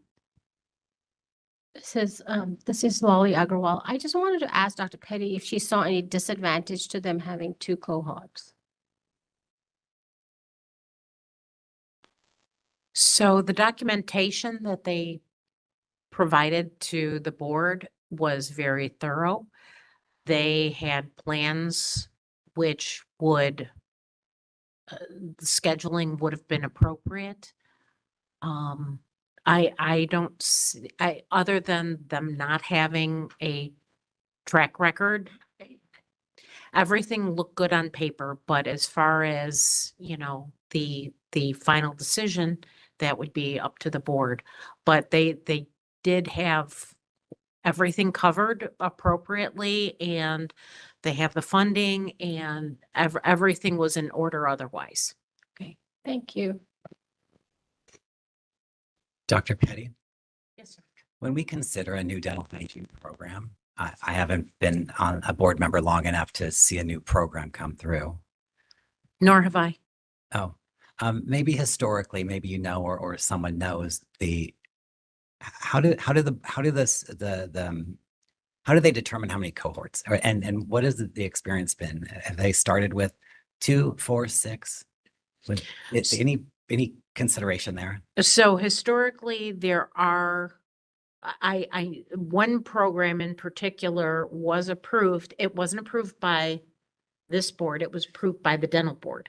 And they have this exact scheduling where they accept a cohort. Now, the problem with, there is a difference. The other program does not have a summer, whereas California Baptist University does have a summer intersession where there's no education. So that is a difference there. But the other program was approved with a cohort coming in every semester. But again, that was provided by the dental board. So the dental hygiene board hasn't approved anybody since I've been here. It seems like maybe some public comment to share some additional information with that. So Perfect. Thank you. Are there any other board member comments? This is Julie Elginer, and I was listening to the Education Committee's questioning of the individuals that, as part of Cal Baptist.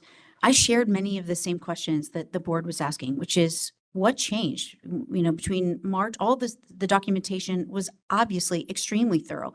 Every time everything has been submitted, it's been very well done. But a material change of doubling the cohort size in coming back in less than 4 months from the initial provisional application approval. A provisional application approval for a provisional cohort, a doubling of the cohort size in 4 months without the establishment of any sort of documentation that establishes that there's a demand for it. It just seems like it's a premature request.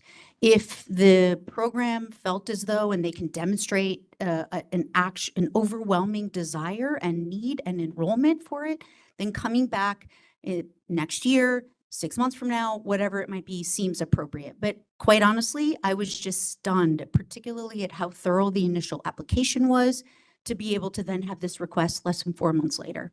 Those are my comments. Any other board member comments? Are there any in-person public comments?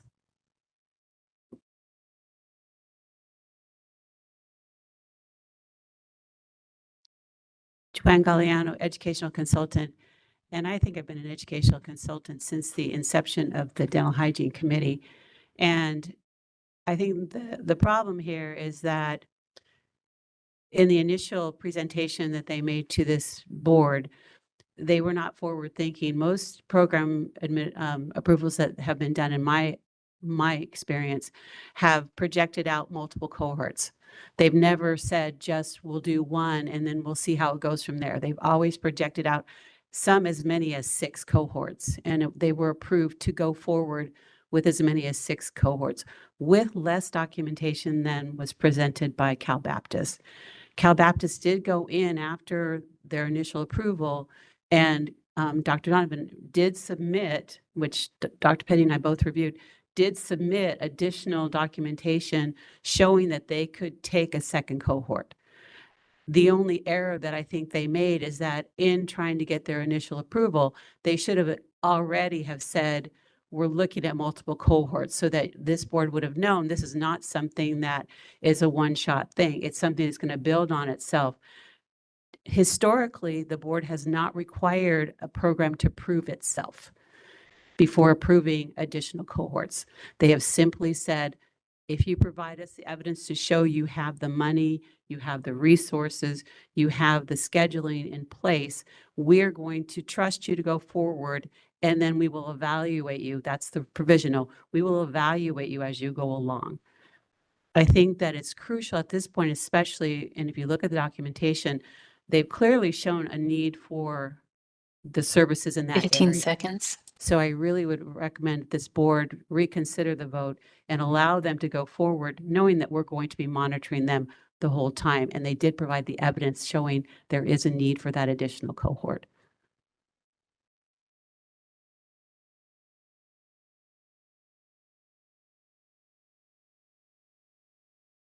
Hello, Tuka Zokai from California Dental Association. I'd like to second the comments that were just shared, and just some of the pieces that were brought up during the Education Committee meeting was a potential challenge of evaluating.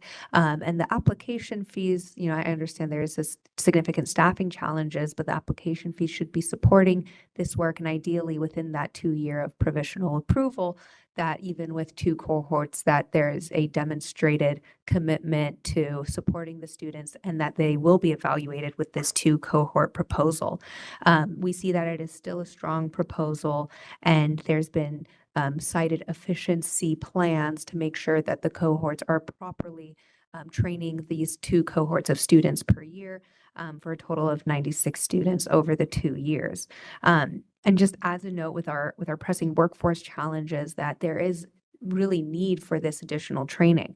We see about 17,800 licensed RDAs in our state to about 36,000 licensed dentists. So there is a definite demand for this training and for it to be done appropriately. We know that the last 4 months have been challenging for a number of different factors in health systems and planning for workforce changes and challenges to access to care. So we think that even considering that, aside from the financial planning of really establishing this program, that this is a make sense proposal. And I just urge the board to reconsider the recommendation by the Education Committee. Thank you. Are there any other in-person public comments?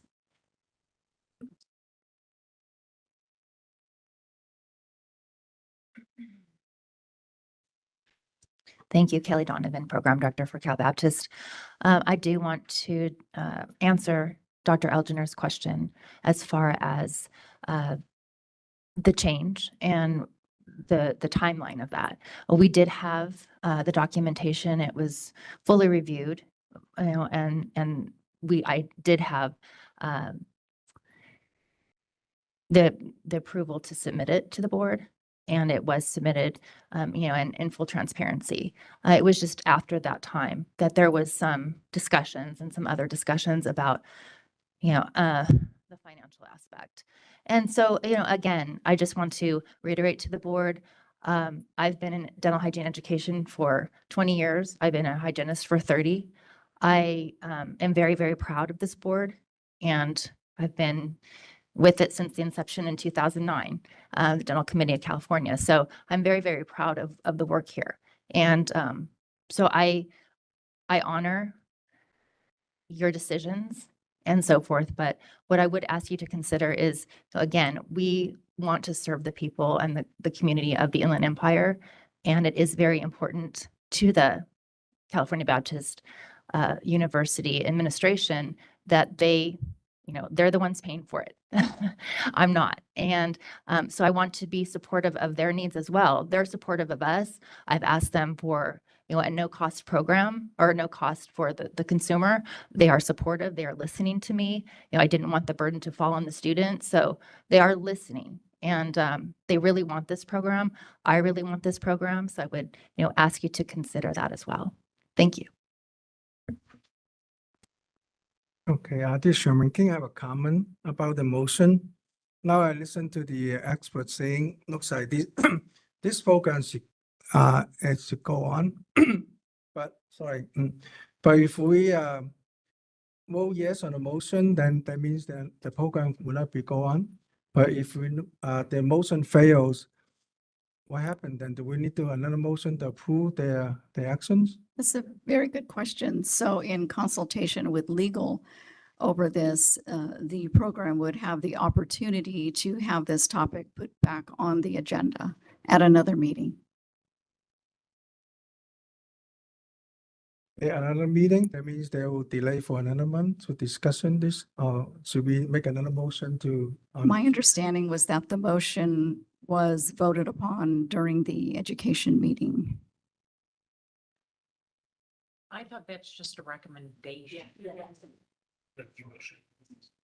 So someone can raise a new motion on this very topic during this time. Okay. Should we first go to WebEx comments? So all the comments are heard, full comments. Okay. Are there any other in-person comments? Seeing none. Are there any WebEx public comments? DCA moderator, would you please facilitate the hand raise feature for public comment? Thank you, Madam President. If any member of the public would like to make a comment, please raise your hand by clicking on the hand icon next to your name, or if you've called in, press *3. And I do see a raised hand already. We have a Jeanette Diaz. Jeanette, you should be able to unmute yourself. Hello, this is Jeanette Diaz. I'm calling in from Costa Mesa.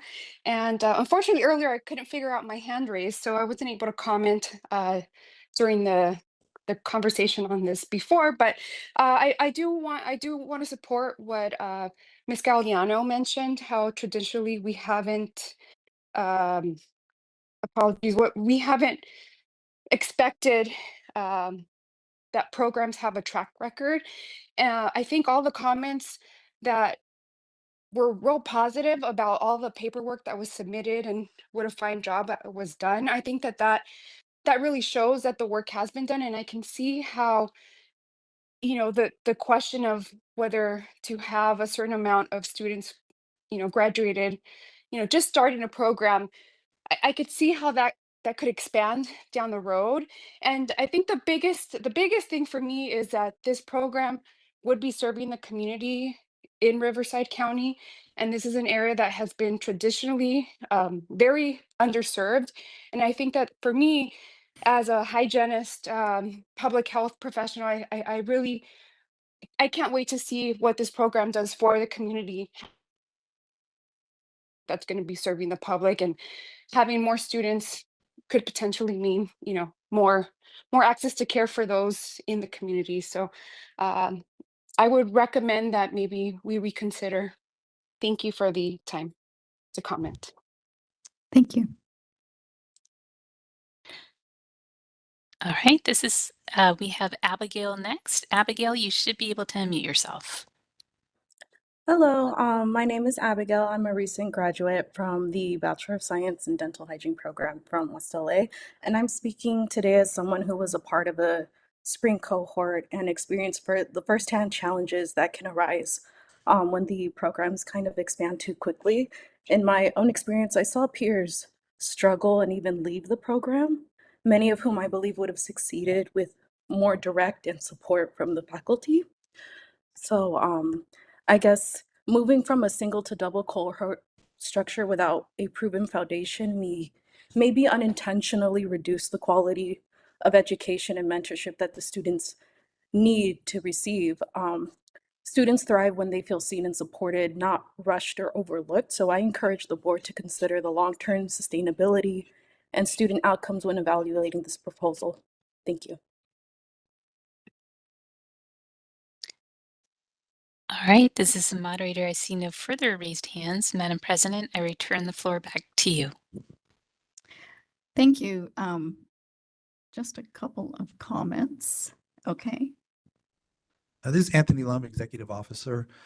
I just had a small comment, and we've mentioned many times already that we have provisionally approved the school at the March meeting, and the comments that kind of what I've been perceiving is it sounds like individuals are understanding that we're eliminating the school altogether, but at the same time, we've already provisionally approved them for basically 2 cohorts, just one in 1 year and one starting the second year. So, I mean, the comments that are coming in say that we want to help the Inland Empire and everything and understand that. But at the same time, they have been approved to start the school.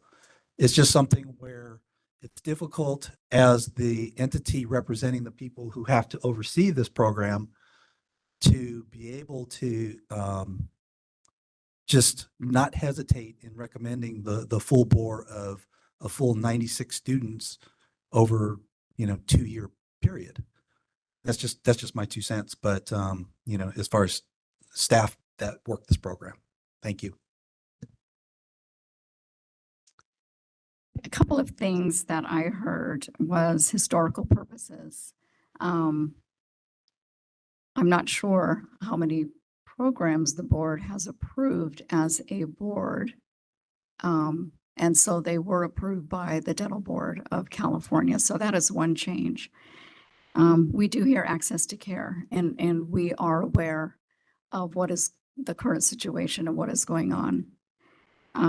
The board is set as a board of public protection, and that is the utmost point of the board. And so that all of this has to be taken into consideration when the board is making a decision. And so with that, and with all the comments that we heard, is there a new motion from the board? Do I need to withdraw my motion for that to happen, since mine's on the table? It would be, I mean, I'm happy to withdraw my motion if someone else would like to do a motion. or would it be given- an amended motion? Could you amend the? I'll just withdraw my motion, and if someone, given new information, wants to propose a new one, then they can do that. So I can officially withdraw the motion that's on the table and leave it to the next person.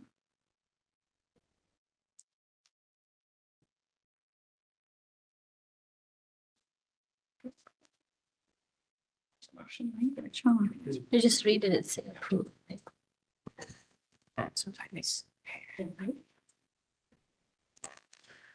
This is Sonia Hansen. So I move for the board to accept the education committee's recommendation to approve the request. No. Is that not what we say? So different. A board recommendation.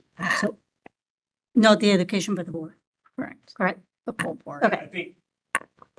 Board Counsel Yuping Lin, the motion language could be something like, I move for the board to approve, just cross out that mentioning of the recommendation.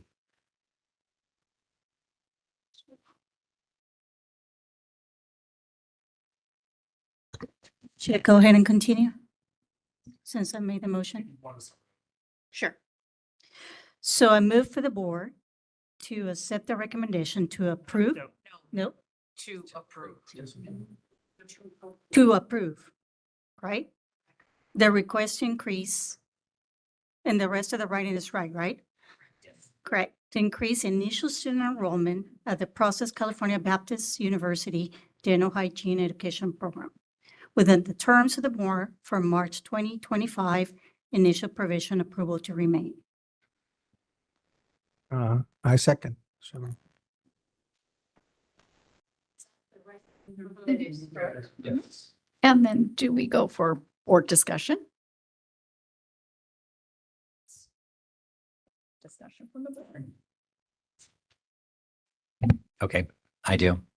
I'm wondering if Dr. Donovan could come back up and speak to faculty availability for doubling the program. I believe you touched on this earlier during the education committee, but if you could just remind the board.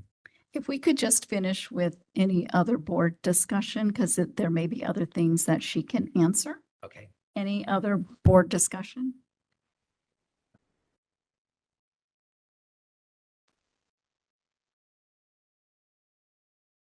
Okay. Okay, in-person comment. So as far as the number of faculty, or was that the question? I'm sorry.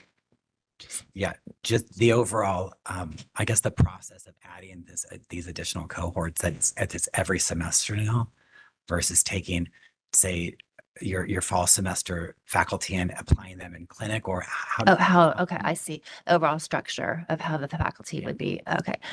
Yes, so what I plan to do is have a clinic lead in each cohort. So there would be someone overseeing that particular cohort. So if they come in the fall, then that would be a clinic lead there, and then also in the spring. So basically there would be 4 sets of faculty teaching, the same courses over and over again, if that would make sense. And so they're going to be repetitive, so they're going to keep teaching the same thing. Another cohort comes in and then they'll be teaching, those courses. So they're going to be teaching, cohort 1, and then there'll be a second faculty for cohort 2, and then the senior faculty for 3 and 4. Does that answer? So Dr. Donovan, if I remember from your updated information, it was. Dr. Petty, are you in your microphone? Dr. Donovan, from the documentation you had sent in, if I'm not mistaken, basically with the new submission, you doubled your faculty, correct? That is correct. Yes, we went from 5 full-time faculty to 10 full-time faculty. So 10 full-time faculty and about 20 to 25 adjuncts with dentists included as well. And the dentist in the clinic will be supervising. They will not have, they will not be overseeing, or they won't have their own pod. Yeah, they'll be supervising. And this is Member Matthews. So on the 3rd page of the documentation that you sent in for this request to increase, under faculty and support staff needs, the final sentence reads, quote, efforts are underway to support the instructional needs of the program, which includes assessing faculty requirements, pedagogical approaches, and necessary training initiatives. So efforts are underway gives me pause. Can you explain what those efforts are? Because I feel like those should be in place prior to making a request of doubling your student load. But if you can explain to me, that would be great. I think that language just goes to show that efforts are always underway. It doesn't mean there's not a plan. But the desire to continue professional development, to continue recruiting is always underway. We don't ever have it. It's never done, as anybody who's ever run a program in any of the allied health professions know. It's once you think you're done, then two people leave and you get more in.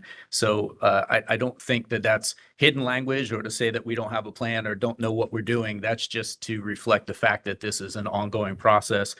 The place that we're doing the best right now actually is with dental faculty or dentists. We have a lot of interested dentists who want to help out with the program.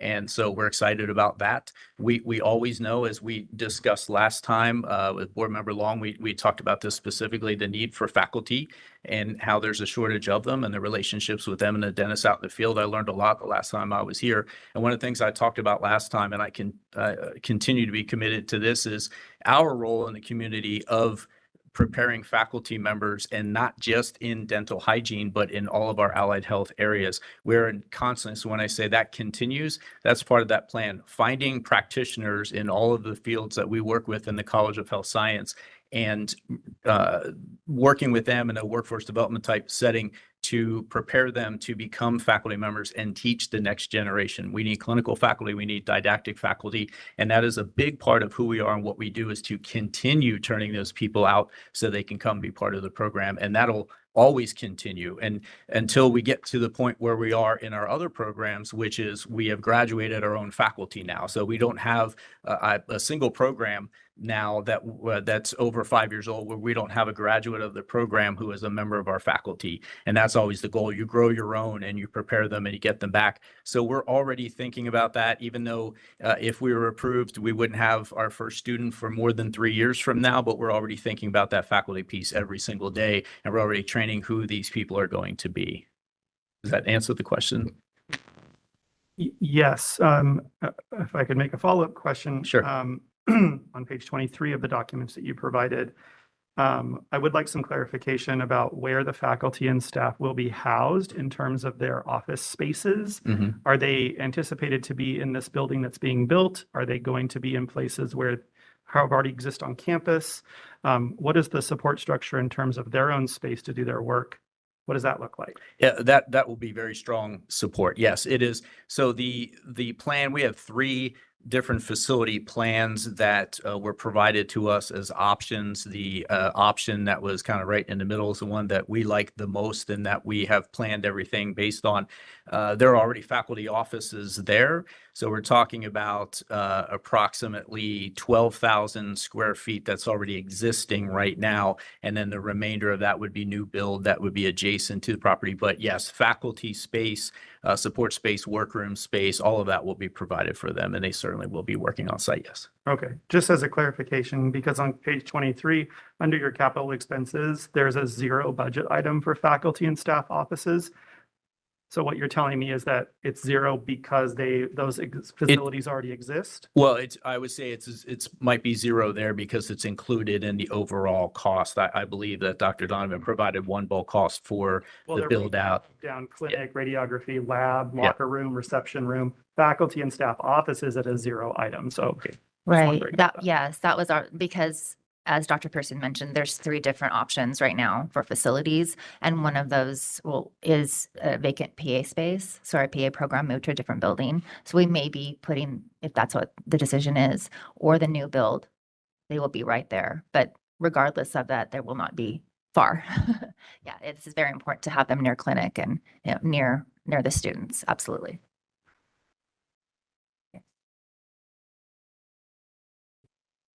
We have a question. Is that okay? My question is for both of you in terms of the mention that you've doubled your faculty to accommodate it.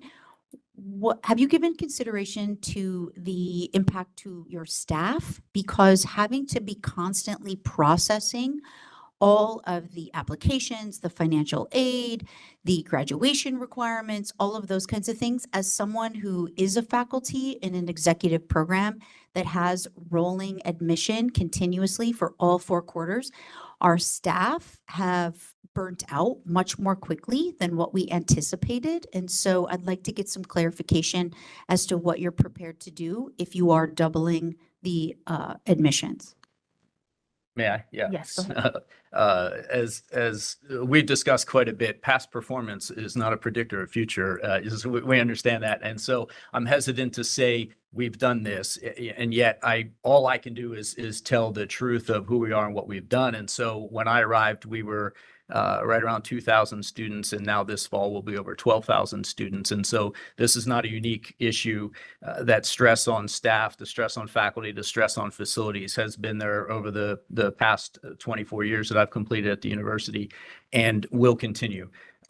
Again, never going to go away, always in process, as we talk about. And yet it's something that I think about every single day. And I also see it all the time. The beautiful thing with us is having majors like a healthcare administration major, that we have a master's in healthcare administration, we have bachelor's, but we also have master of healthcare administration.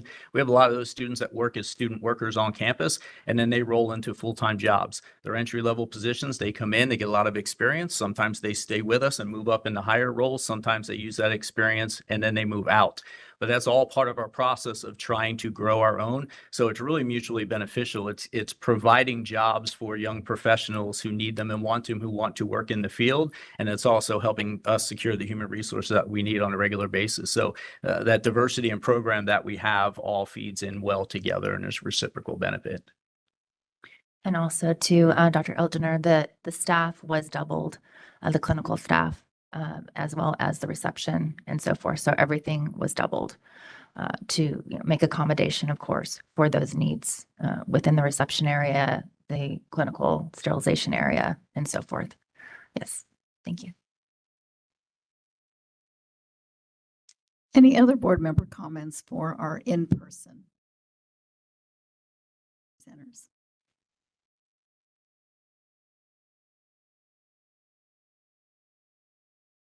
Okay, thank you. Any other public comments, in-person public comments? DCA moderator, will you facilitate the hand raise feature for public comment? Thank you, Madam President. If any member of the public would like to comment, please raise your hand by clicking on the hand icon next to your name, or if you've called in, pressing *3. We'll give you a moment.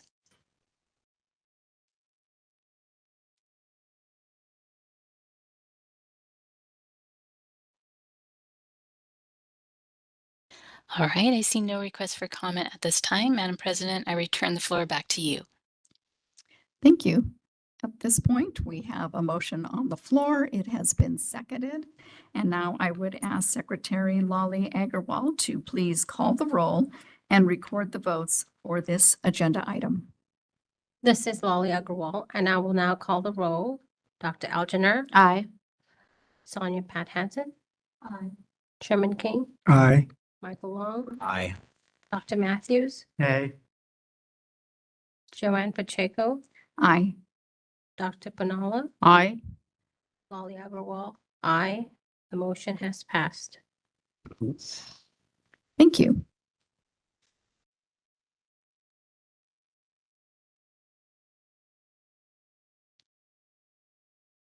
Okay, I'll make sure I'm on the right.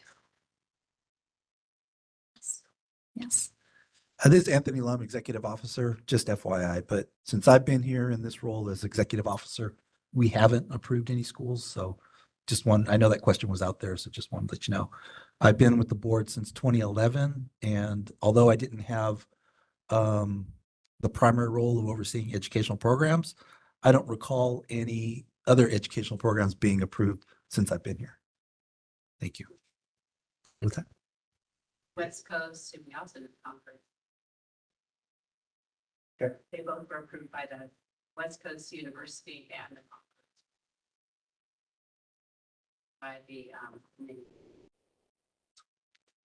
We have our historian in the audience, and so thank you for that. But this is the first in approving an increase on a second go round. So congratulations to California Baptist University. Okay, and lastly, I would like to present my report on the Education Committee's informational items, which were Agenda item 5, report from the Dental Hygiene Educational Program Penalty Rubric Task Force. Agenda item 6, Dental Hygiene Educational Program Site Visit Update. And agenda item 7, future agenda items. For the report from the Dental Hygiene Educational Program Penalty Rubric Task Force, the task force conducted their first meeting on June 4th, 2025, and began discussions on how to start categorizing the violations with consideration of the factors outlined in 16 CCR Section 1104.3, which include nature and severity of the violation, length of time that has passed since the date of the violation, consequences of the violation, including the potential to harm or actual patient harm, history of previous violations of similar nature, evidence that the violation was willful, gravity of the violation, and the extent to which the cited dental hygiene educational program has remediated the deficiencies.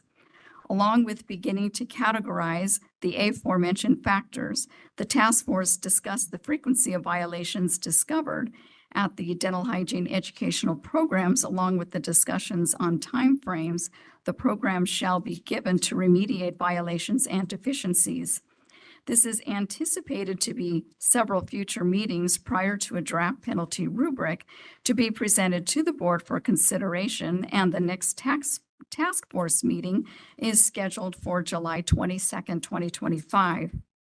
For the Dental Hygiene Educational Program site visit update and schedule, Dr. Petty reported on the current compliance status of Pasadena City College, Taft College, Cabrillo College, Cypress College, Concordia Career College, San Diego, Cerritos College, Concordia Career College, Garden Grove, Carrington College, San Jose, Concordia Career College, San Bernardino, and West LA, or West Los Angeles College.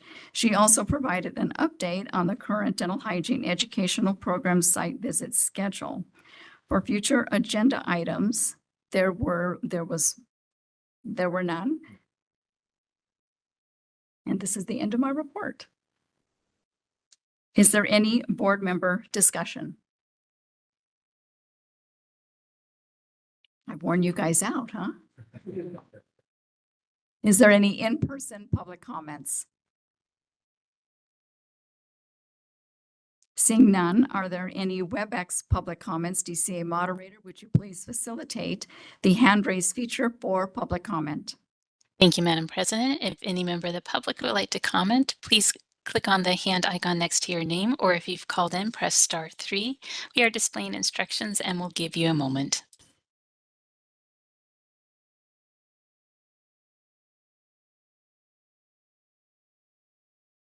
All right, I see no request for comment. Madam President, I return the floor back to you.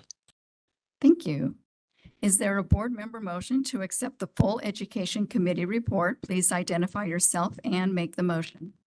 This is Sherman King. I move for the board to accept the Education Committee's full report. Is there a second? This is Shri Punala. I second. Are there any board member discussions? Seeing none, is there any?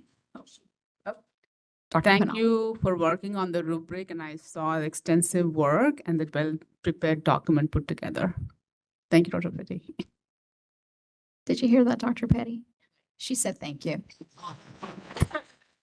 See, she's too busy working. I'm sorry, I'm writing notes. Thank you. Is there any in-person public comments? Seeing none, DCA moderator, please facilitate the hand raise feature for public comment. Thank you, Madam President. If any member of the public would like to comment, please raise your hand by clicking on the hand icon next to your name, or if you've called in, pressing *3. We'll give you a moment.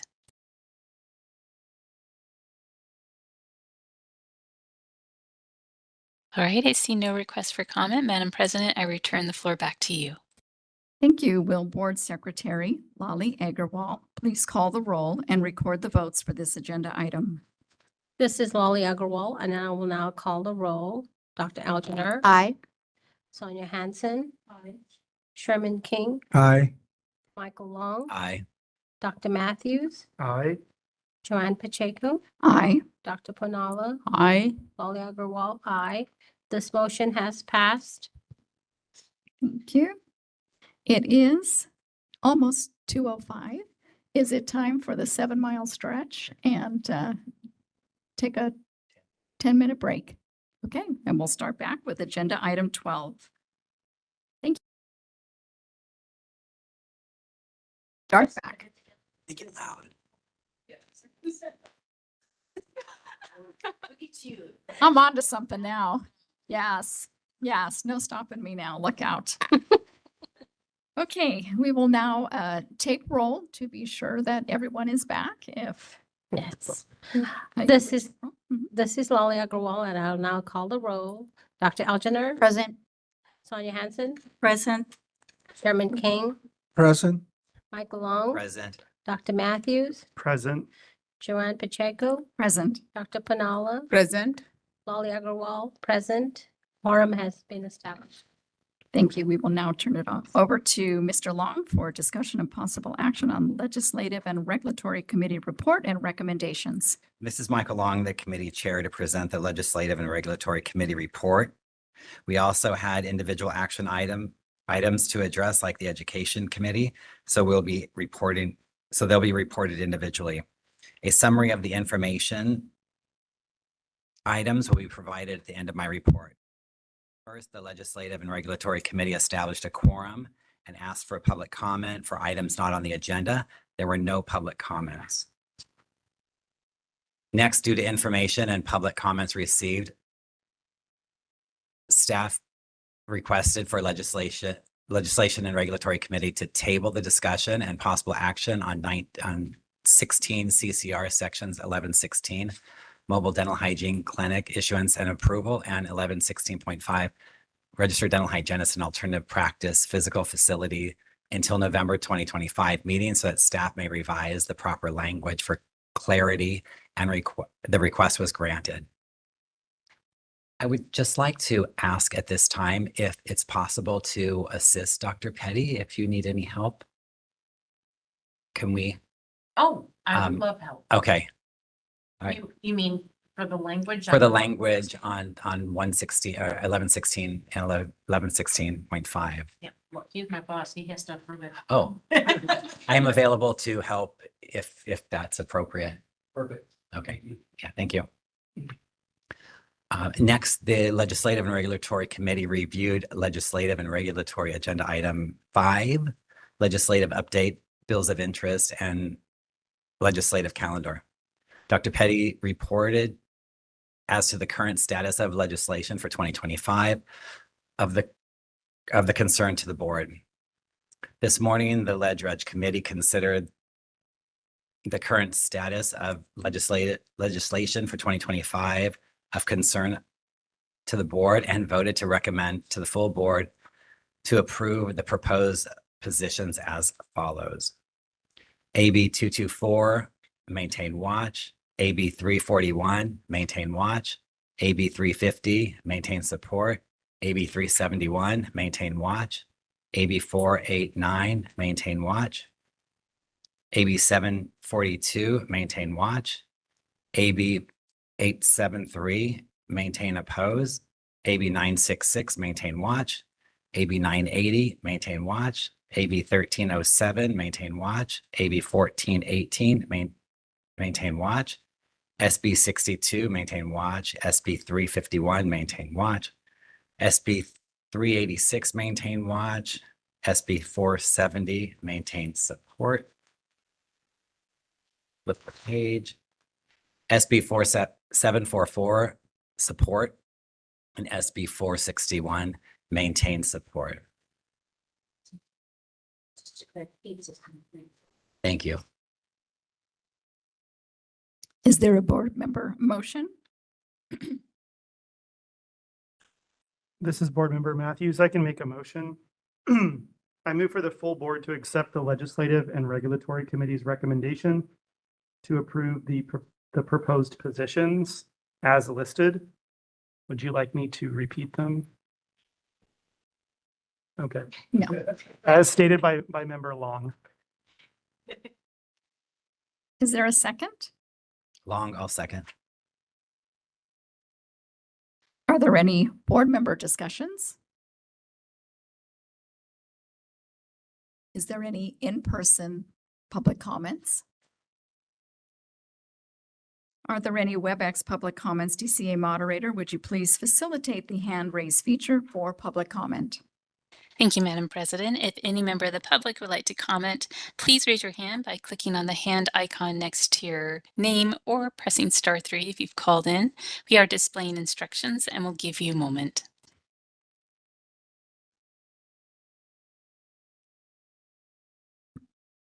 All right, I see no request for comment. Madam President, I return the floor back to you. Yes, thank you. Will Board Secretary Lali Agarwal call the roll and record the votes for this agenda item? This is Lolly Agarwal, and I'd like to call the roll. Dr. Algener. Aye. Sonia Hansen. Aye. Sherman King. Michael Long. Aye. Dr. Matthews. Aye. Joanne Pacheco. Aye. Dr. Panala. Aye. Lolly Agarwal. Aye. Motion has passed. Thank you, and continue on. Lastly, Move on. the Ledge Reg Committee reviewed the information-only items included in Ledge Reg Committee Agenda Item 4, Regulatory Update, Status of Dental Hygiene Board of California Regulatory Packages, and Ledge Reg Committee Agenda Item 6, Future Agenda Items. Dr. Petty updated the Ledge Reg Committee on Agenda Item 5 as to the current status of the bills and inserted the legislative calendar. For future agenda items, there were none suggested. This is the end of my report. Thank you. Are there any board member discussions? Seeing none, are there any in-person public comments? Seeing none, DCA moderator, please facilitate the hand raise feature for public comment. Thank you, Madam President. If any member of the public would like to comment, please click on the hand icon next to your name, or if you've called in, press *3. We'll give you a moment.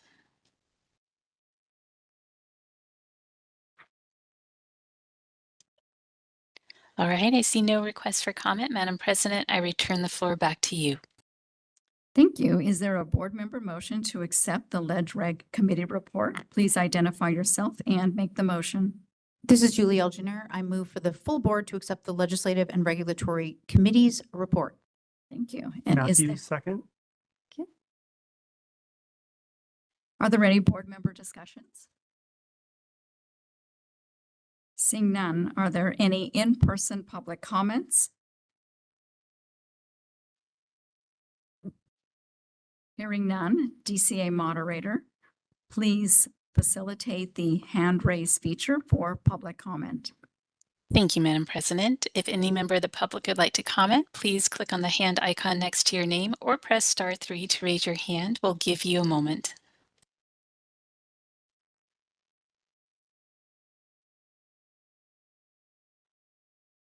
All right, I see no requests for comment. Madam President, I return the floor back to you. Thank you. Will Board Secretary Lali Agarwal please call the roll and vote for the agenda item? This is Lolly Agarwal, and I will now call the roll. Dr. Algener. Aye.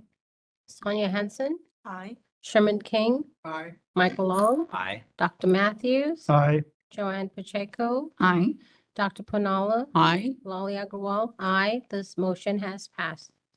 Thank you. We will now move on to agenda item 13, enforcement update, statistical report, informational only. I would ask Executive Officer Anthony Lum to present this agenda item. Thank you, President Pacheco.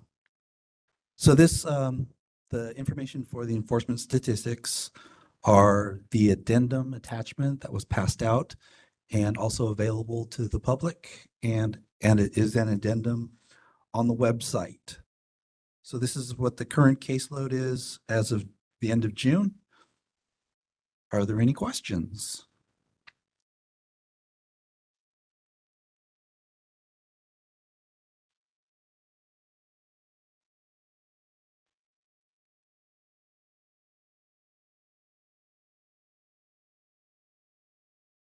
Are there any board member comments? Are there any in-person public comments? Seeing none, are there any WebEx public comments? DCA moderator, would you please facilitate the hand raise feature for public comment? Thank you, Madam President. If any member of the public would like to comment, please raise your hand by clicking on the hand icon next to your name, or if you've called in, press *3. We'll give you a moment.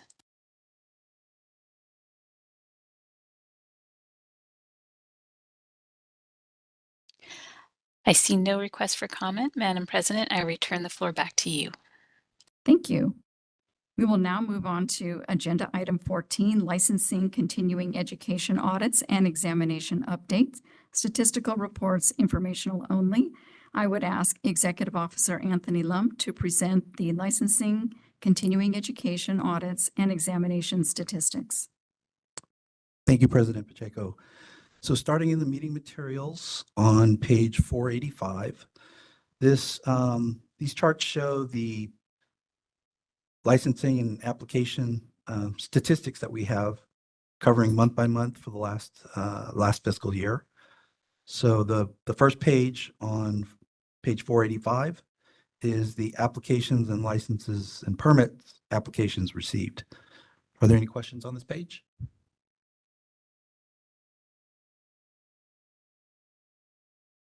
Okay, moving on to the next page on 486 is the results of the dental hygiene and dental hygienist and alternative practice law and ethics exam results for your enjoyment and review. Any questions on these results? Okay, moving on page 487 is the total number of licensees that we have as far as an active, inactive, or delinquent status, or quote other status, because there's a few of those as well. That breaks it down by license category. Are there any questions on this chart? Tony, I do. If you could just help me understand this report a little more. This chart? This chart, yeah. Okay. What this chart does is if you look at the far left column, it breaks it down by the license type. So as you see, I'll just go at the top, the registered dental hygienist. And what it does is it indicates how many, in the latest report that we ran, how many active licensees we have would be 18,212. Right. How many inactive is 1,224, and so forth, moving down the line there. Delinquent licenses, which is always a huge question with our board members, is over 4,000. And that's for various reasons. It's not just people forgetting to renew the license, but it's people out of state that no longer use the license. Other licensees have gone into different professions and they just forget about it. So what it does is it basically remains in a delinquent status. And if it stays that way for up to 60 months, it will then automatically cancel permanently. So just a question then on the canceled, the say 12,000.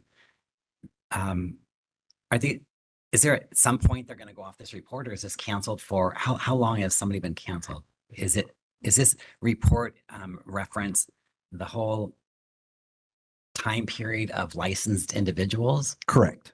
Forever. It's just an accumulating total. Okay. Because this chart, what it entails is the total licensee count since we started issuing licenses. Yeah. Okay. Okay. That helps clarify the rest of the report. I just didn't know if there was a time frame associated with this. No, this is the forever report. Forever report. Okay. Fair enough. You're welcome. Any questions on this chart? I'd like to go back to the license exam chart. I forgot that I had a question on that. So this is on page 487. May I do that for just one moment? Are you talking about the law and ethics exam? Correct. 486? I'm sorry. Yes, page 486. Yes, that's correct. I'm looking specifically at the law and ethics exam, and I'm looking at the year-over-year failure rate. So year 22, 23, 20% failure rate in state, 23, 24, 19%, 24, 25, up to 30%. So that's from a basis of 19% in 23-24 to 30%. That's a considerable increase. And so I'm just curious if we're having conversations around either did something change in the exam or the teaching of the content? Like how do we have any clarity around that? It's a combination of multiple factors, because there are different versions of the exam. Because when we do exam development, then new exams sometimes are released. That could contribute to it. Another thing that can contribute is basically what I've explained in the past is many of the students don't take this exam seriously. They really don't. I hate to say that, and hopefully the students are listening right now, but take this exam seriously, please. I've heard it firsthand myself when we did some outreach at CDHA events where the students laughed off the law and ethics exam. And it's unfortunate, but until they take it seriously and study hard for it, we're going to get fluctuations in numbers like these. Can I have some educators come up and talk, please? Just kidding. But yeah, that's basically what entails the fluctuating rates. My follow-up question would be, thank you for that information, and I would concur with you that having some input from the educators would be helpful. But my follow-up is there a threshold at which we take some sort of action with the educational schools? Like, for example, do we have to reach a 33% where we're saying roughly a third of the people that take this exam are failing? That would trigger some sort of engagement, proactive engagement from the board to the schools or to the students. That's just a concerning number for me. And then we don't regulate the out of state, obviously, but we do regulate the in state. So I'm just curious if there's a threshold by which we start to take action. There currently is not a threshold per se, but staff have taken proactive steps. We initiated to inform all the program directors about the exam results for their particular schools. It's sent in confidence. It's not public information. So that way they're not, shown and shown out in public. But like I said earlier in my report, we've only done it once so far, and we'll continue to do it each year. So they get an idea of how their particular students are doing on this exam. And the comments I've received back from multiple program directors is very positive. They're very thankful for having that information. To also address, Julie, the students, when they go to take this exam, are no longer students, they're graduates. And to be able to go back to the program after students graduate would be very difficult. To assist schools with preparing students for this exam, we would have to have statistics per area from the PSI handbook area to guide faculty as to what area the students are missing on this examination. Can I follow up on it? Oh, go ahead, Dr. So also, Executive Officer Lum so I assist looking at the exam as well as Executive Officer Lum has updated a lot of things that needed updating, and the schools are provided all the materials they need as far as the laws go. And in looking at the programs are giving the students what they need. It's the students' utilization of what they're given, truly, because, the schools are covering what they need, at least for the law portion. And, so. Thank you.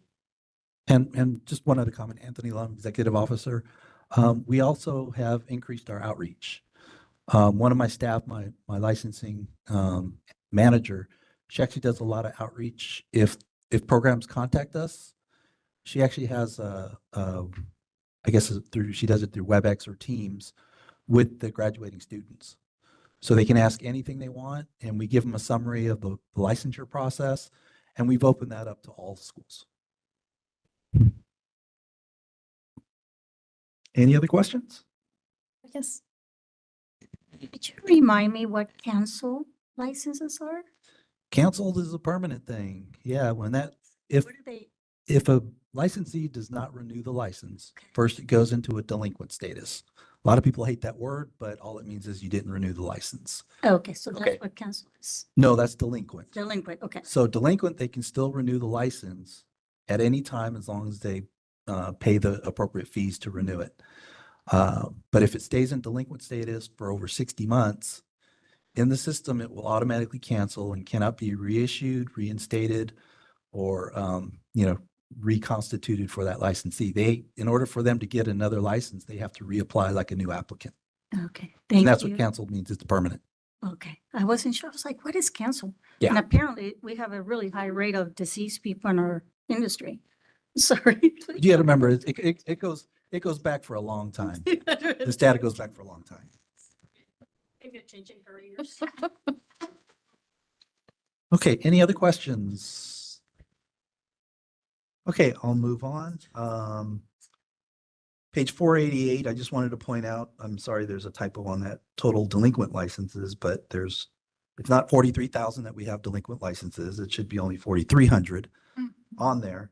But I explained earlier how the various situations are for delinquent licenses. And, we have no control on that. All we do is we continue to send out reminders to these licensees that your license is delinquent and to renew it. So it's up to them to act on their end.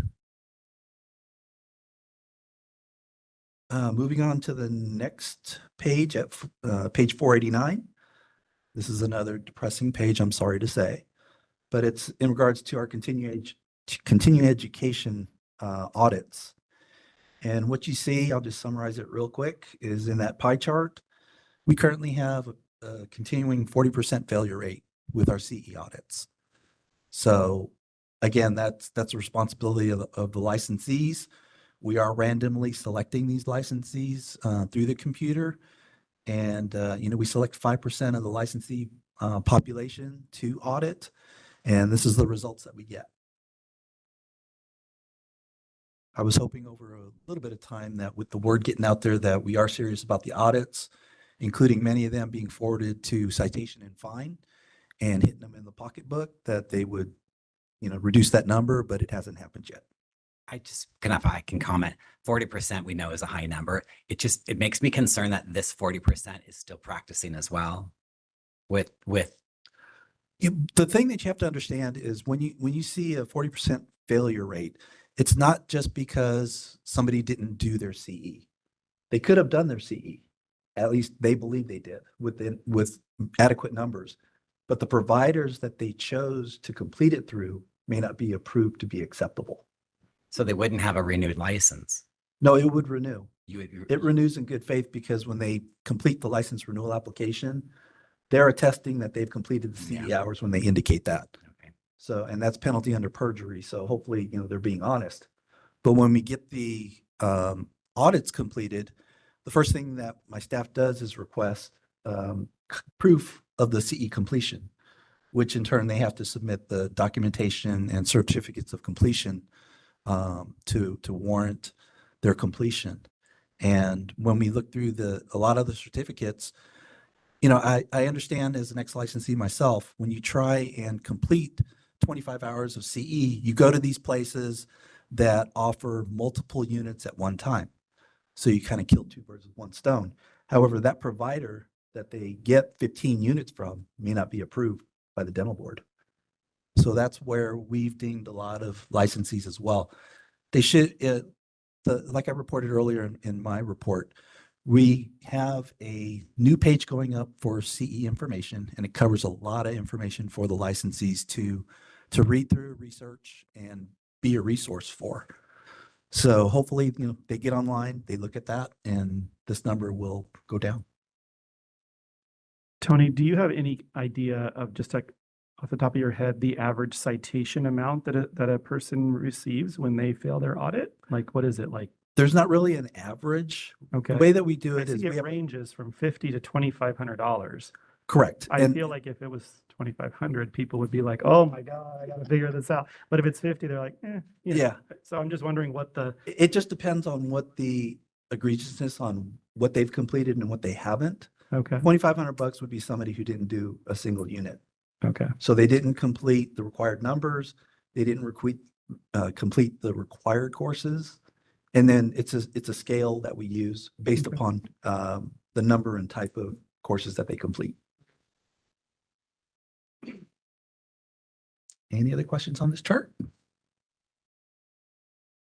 Okay, this chart, it extends through to the next page of 490. And so what that little pie chart shows is the type of failed audits that we receive. So you see 12% has no responses to my staff's inquiry to obtain the CE certificates. 42% don't complete the mandatory coursework, and 46% have insufficient units. So of the 12% that doesn't respond, and then in a year or so, they're going to want to renew their license. What's the process of them renewing their license again when we have got no response from them for their audit? Do we automatically renew if they fill out the paperwork and send it in, do we renew their license? Well, one thing that you have to remember is that the audits are done after a license renewal is completed. Mm-hmm. So what they do is when we don't get a response, in this case for the 12%, we put a hold on their next license renewal. Okay, got it. Thank you. You're welcome. Any other questions? Okay, well, that concludes my report, and thank you for your attention. I have one suggestion. Yeah, board member comments? Yes. Can we have Dr. Petty reach out to the school about the law and ethics exam to provide some outreach, them failing the exams? The students. What's that? Yeah, we just implemented that. We are sending out the exam results on an annual basis to all the programs individually. I think she's asking if I can reach out to them and are you like outreach to them? We're already conducting that. Oh. Tracy does that. Oh, Tracy does it. Okay, Yeah. great. Okay, any other board member comments? Seeing none. Any in-person public comments? Seeing none, DCA moderator or WebEx public comments, would you please facilitate the hand raise feature for public comment? Thank you, Madam President. If any member of the public would like to comment on agenda item 14, please raise your hand by clicking on the hand icon next to your name, or if you've called in, you may press *3. And I do see we have some raised hands. Jeanette Diaz, you should see a prompt to unmute yourself. Hi, this is Jeanette Diaz calling in from Costa Mesa. I'm curious if we are finding with the law and ethics exam, if there are any schools in particular that we're seeing higher fail rates, or is it kind of all over? Do we have any further breakdown? And then maybe be able to do outreach to those particular schools if we're finding that there are some. Just curious if you can speak to that. Thank you. This is Anthony Lum, Executive Officer. We are conducting outreach to all the schools, and we, like I said, with the initiation of sharing the exam results with each school respectively, that's how they're being informed of their pass rates and failure rates too. But, you know, we like to think on the positive and the pass rates. And that will be ongoing. All right, the next comment is from Candace. Candace, you should be able to unmute yourself. Hi, my name is Candace Kiefer, and I'm calling in from Garden Grove. I'm wondering in regard to the law and ethics exam, a couple of things. Like, would it be possible to create some sort of preparatory courses or practice exams for the students to have to take that? That way they would be familiar with the types of language used in the test questions. And then also, I'm curious as to whether or not we have any data associated with the test takers' preferred languages. Because I suspect that the population of students taking the test, there's probably a high percentage of them where their preferred language may not be English. And so the task of taking a test with such complex language associated with ethics and law, combined with the language challenges, may be impacting the outcomes of the test. And is there a way to maybe collect data on the test takers' language preferences to see if there's potential in the future to accommodate for such need? This is Anthony Lum, Executive Officer. As I reported earlier, we are looking into converting, having a Spanish version, but that's going to be a while before that's implemented. As far as the preferred languages, I believe it's in at least our regulations, if not the law, on the dental hygiene programs where it's supposedly required that they're proficient in English. So that should be the basis of them going through the program itself. As far as like a study course or what have you, each individual dental hygiene program should be preparing you for the law and ethics exam. And so that might be a good resource to start inquiring with them as far as a preparatory course. If not, you know, I would recommend you get together with your classmates and put something together. Thank you. All right, this is a moderator and I see no further requests for comment. Madam President, I return the floor back to you. Thank you. We will now move on to agenda item 15, future agenda items. Are there any board member recommendations for future agenda items? Go ahead, Mike. Go ahead. This is Julie Elginer, and I have two. The first is as a follow-up to Executive Officer Lum's report. I'd like to suggest that a agenda item is to establish a committee to update the board member manual. The second, tell me when you're ready for the second agenda item. Okay, the second agenda item is that I would like to recommend that the board consider keeping the May meeting as a teleconference as a standard practice to be able to review the legislation changes, particularly between March when we meet and July when we meet. That 1 hour teleconference was filled with information, and I'd just like to encourage us to consider keeping that as an actual scheduled meeting with the assumption that it could be a teleconference. Thank you. Thank you, Dr. Elginer. Any other board member comments? You got it. Good. Are there any in-person public comments? Seeing none, DCA moderator, are there any WebEx comments? Please facilitate the hand raise feature for public comment. Thank you, Madam President. If any member of the public would like to suggest a future agenda item or items, please raise your hand by clicking on the hand icon next to your name. Or if you've called in, you may press *3. I do see a raised hand from Candace. So Candace, you should be able to unmute yourself. Hi, this is Candace again. I would like to clarify that I'm not a student. I am actually dental hygiene faculty for 3 different programs in the state. In regard to the comment that I should touch base with my fellow classmates, but as far as future agenda items go, I did notice back in March that there was a motion for the board to accept the Education's Committee recommendation to complete the draft of proposed statutory language and recommend to the board to consider, complete, and approve the final draft of proposed statutory language amendment for BPC section 1941. And to direct staff to seek sponsored legislation for 2025. As far as I can tell, it doesn't seem to have been addressed so far, and I guess I would like to see it put on the agenda at the next meeting. Please, and thank you.